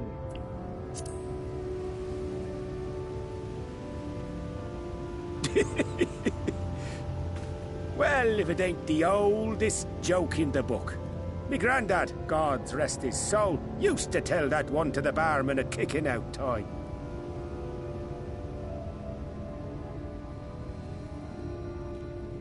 And when, pray tell, did we last have a dark night? You rotten old drunk yet, he'd reply. Yeah.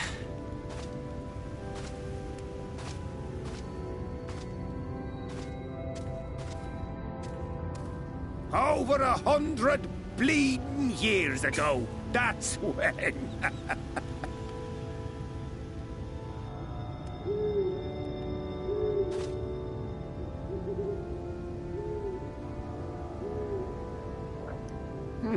You got that look down to a T. I'd almost think you meant it. Ah, got to you, did they? Poor beggar. That explains it then.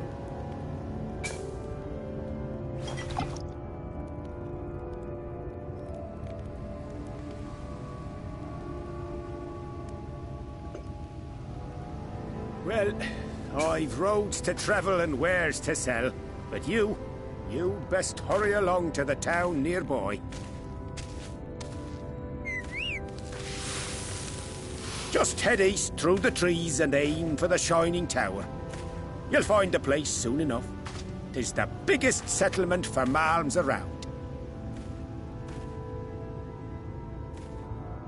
Go on now, friend. They'll take good care of you in the Crystarium.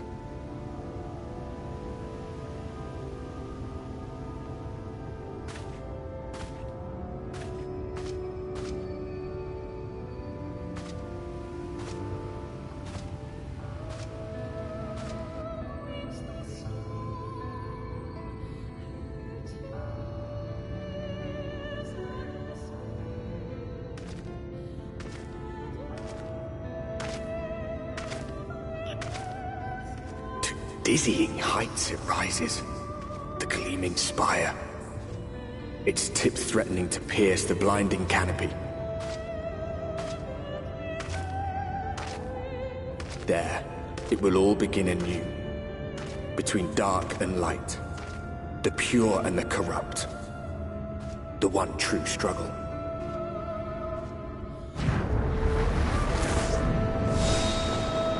Nice.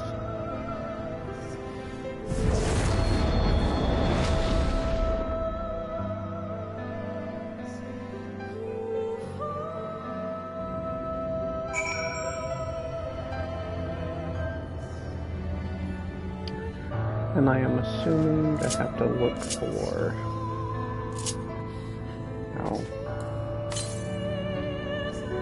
Does not detect any nearby. I can't use my mount either. Okay.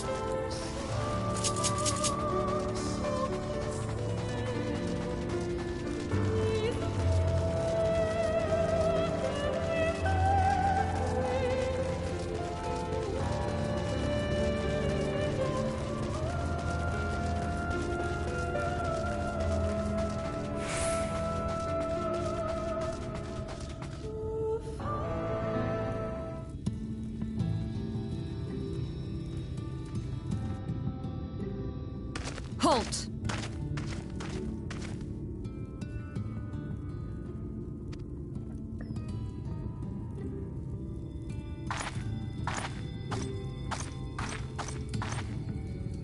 Every face in this city I know. Yours, I do not.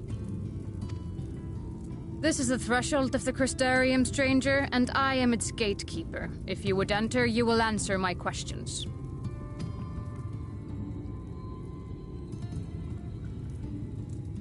From where do you hail?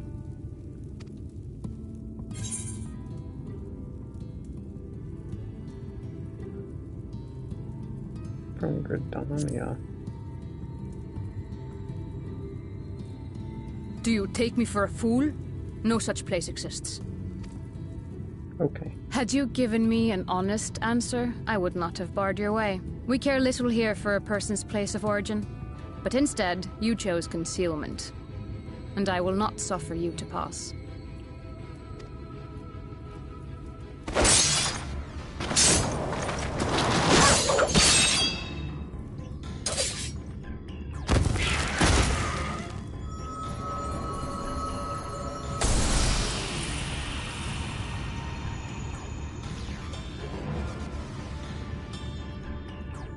That one had eaten.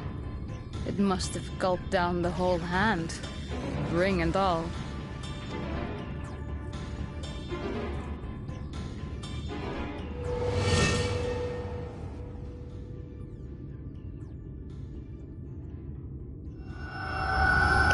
Ah, the merchant.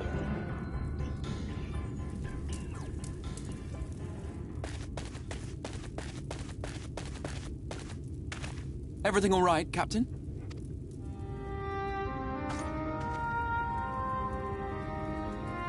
Quite all right, my lord. Just a stray sin eater, and a weak one at that. I see. Weak or not, we should be on the lookout for more.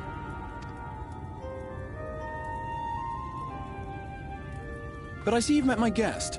I will escort him to the Crystarium myself, if you've no objections.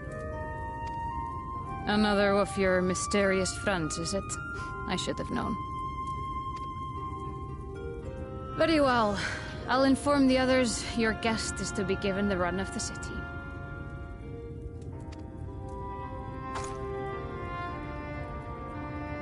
Pray forgive my less than cordial welcome. May the rest of your stay with us be a pleasant one.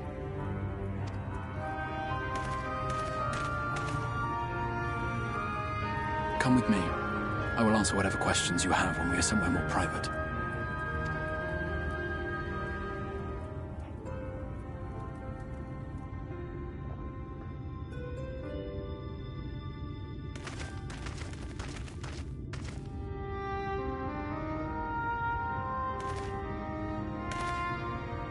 Right then, before we plunge into the wheres and wherefores, let me first thank you for answering my summons.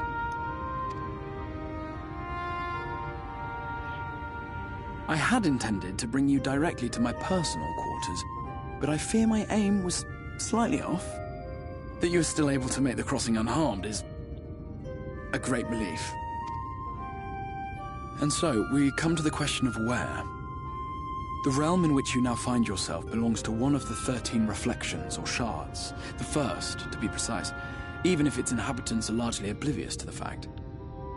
As to wherefore, having been awarded the rather grandiose title of Crystal Exarch, I, in my capacity as caretaker of the Crystarium, thought to seek the aid of you and your companions.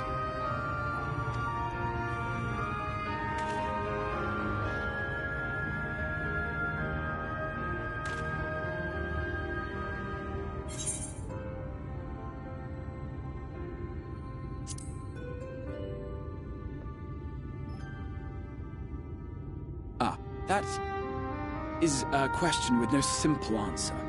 But all shall be explained in due course, I promise you. Let us begin with the glaring skies up above.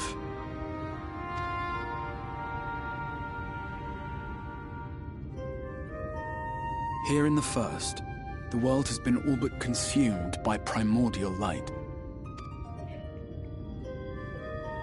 It began a century ago, by this realm's reckoning. A luminous flood swallowing everything in its path.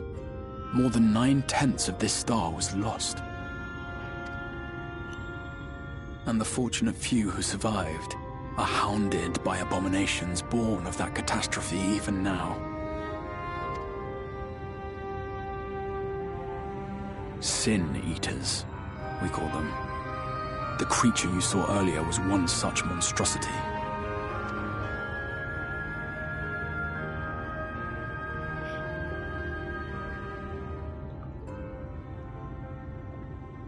It was to save the first from this menace that I learned to bridge the rift between worlds. That I might call upon the aid of the greatest of heroes. And though it meant depriving a world of its champion, I had to try, for in saving the first, you would bring salvation to the source as well.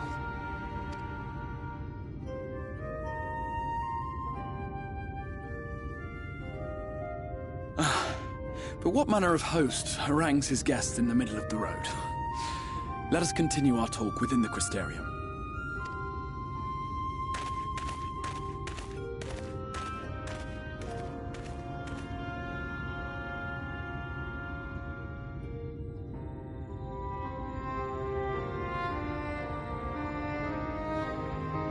Interesting.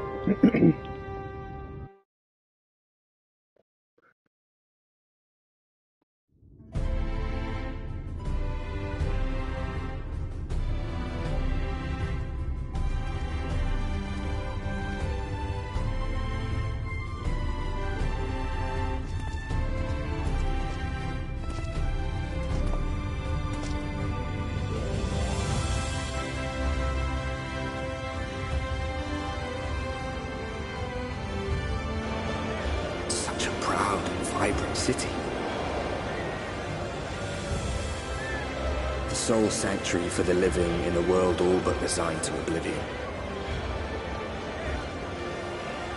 Each stone was laid with hope. The town itself a symbol, a monument to defiance in the face of death. No would-be hero could fail to answer its call. For who among us does not yearn for salvation?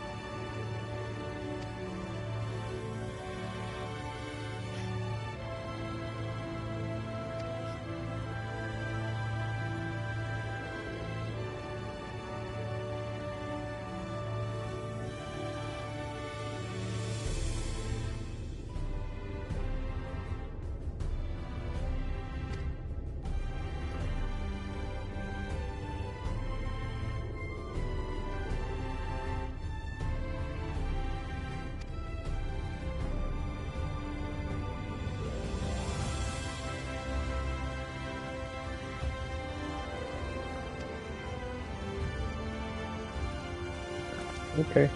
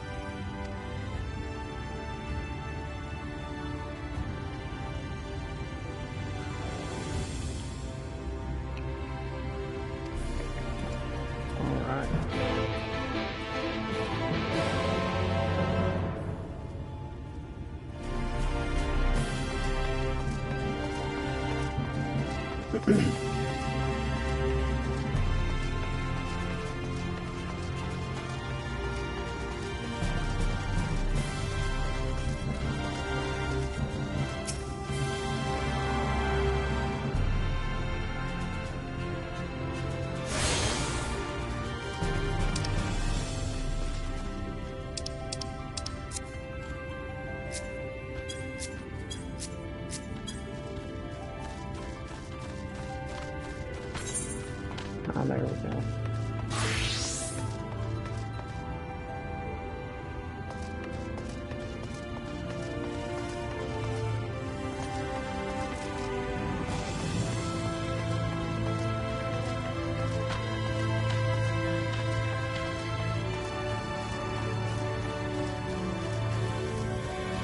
I want to attune with all the different areas.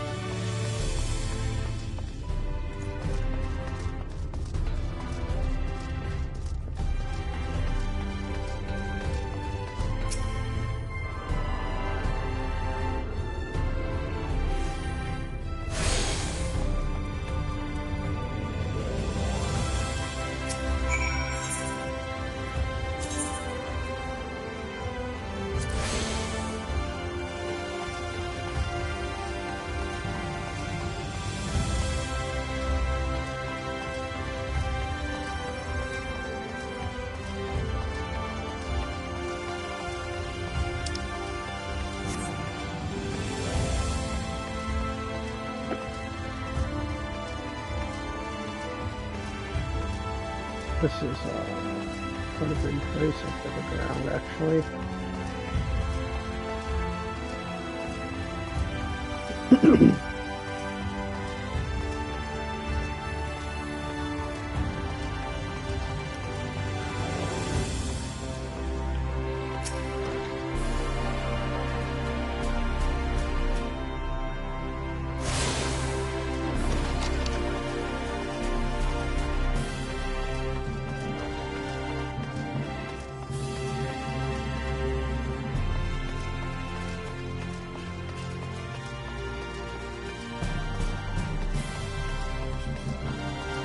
Higher.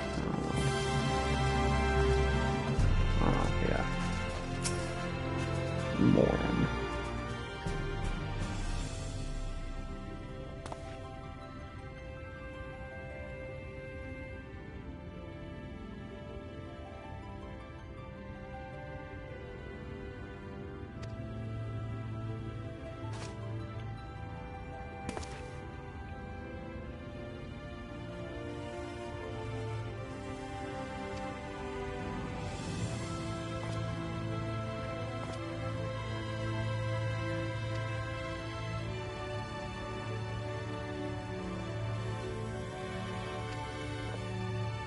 Interesting.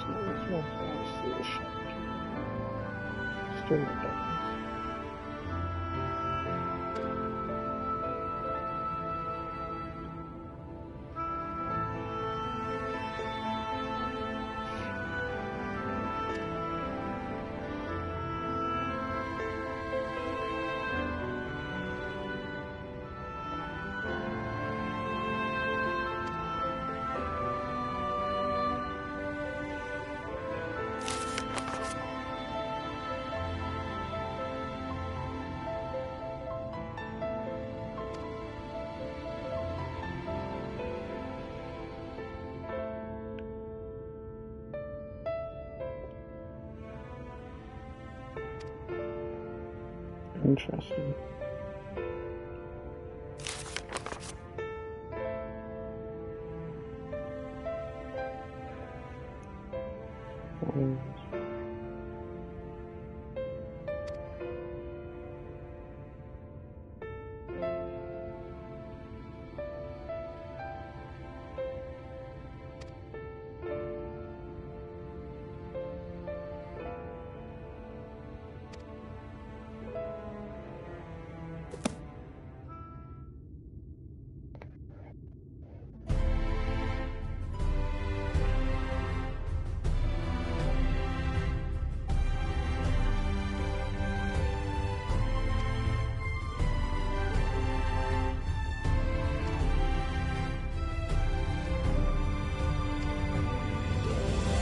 Interesting.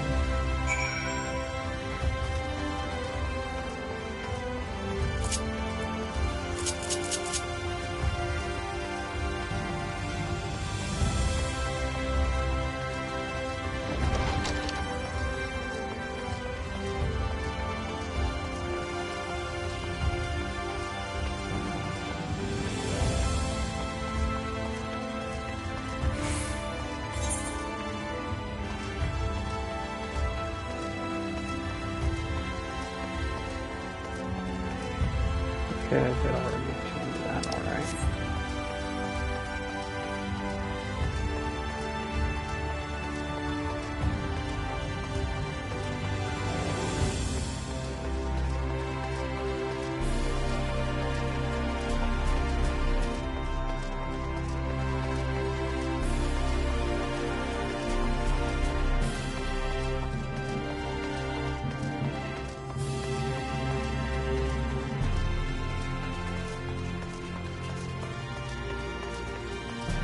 Next person who wanted me to talk to was upstairs.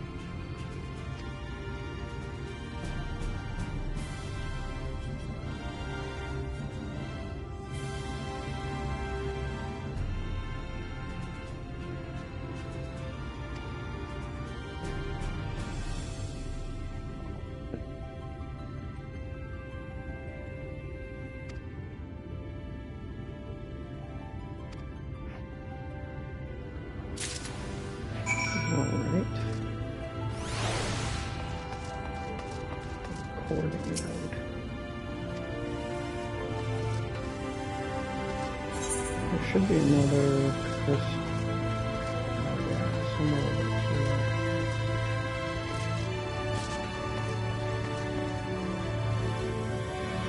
Maybe. Stairs. Might be.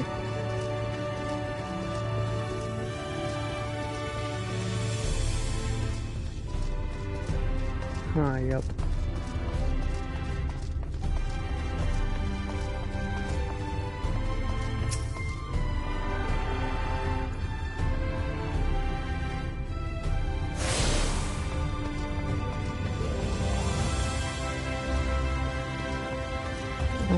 Alright, now I have to go across the way past the crystal. And there should be another person there.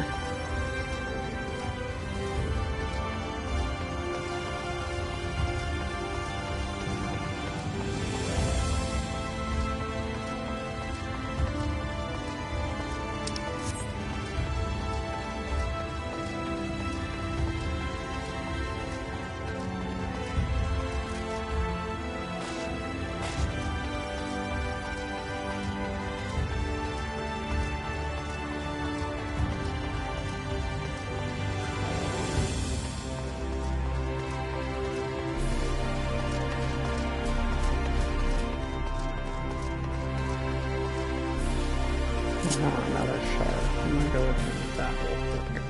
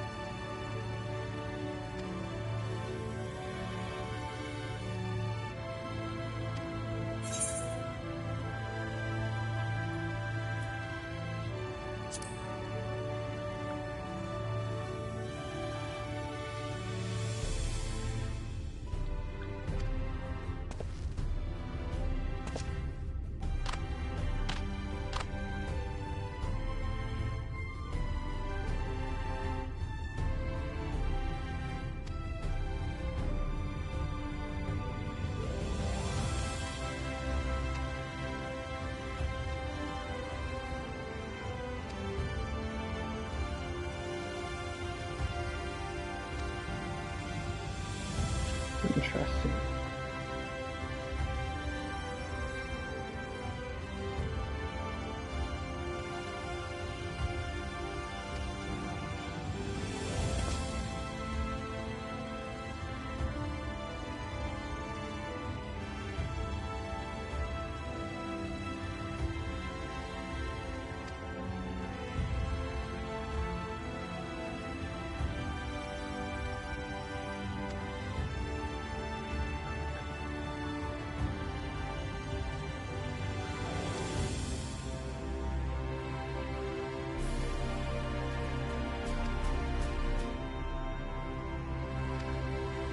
Interesting.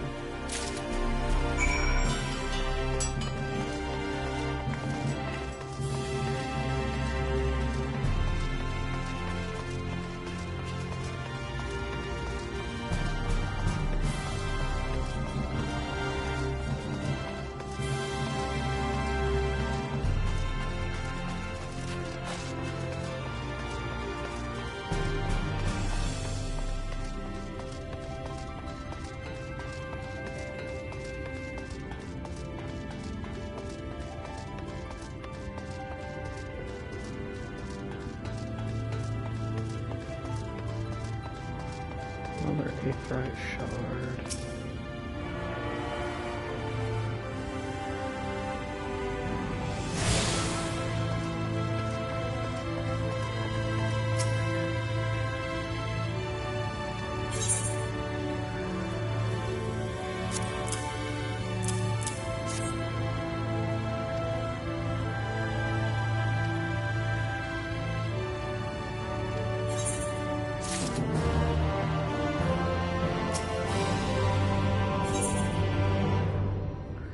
Give me just 1 second.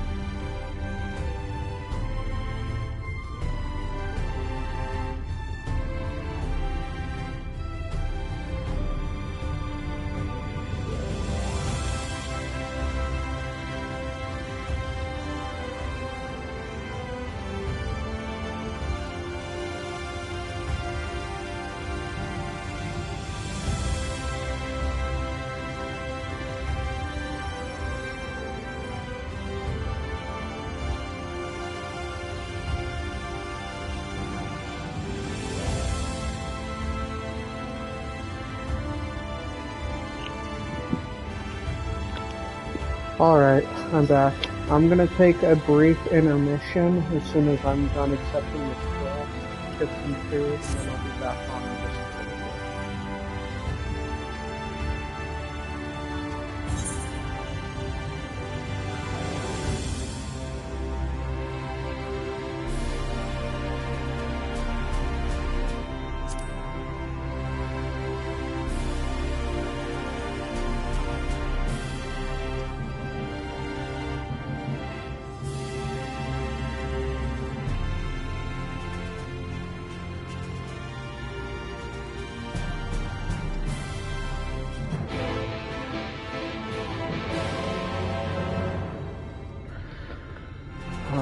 I'll move forward and get in front of him, so when I log out I can just start playing right away.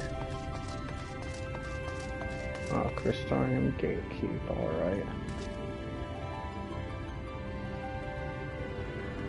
Alright, and with that I'm going to call this stream to a close for now. I will be back on in just a little bit after I go and get myself some food. So, until then, I'll talk to you guys later. Stream out.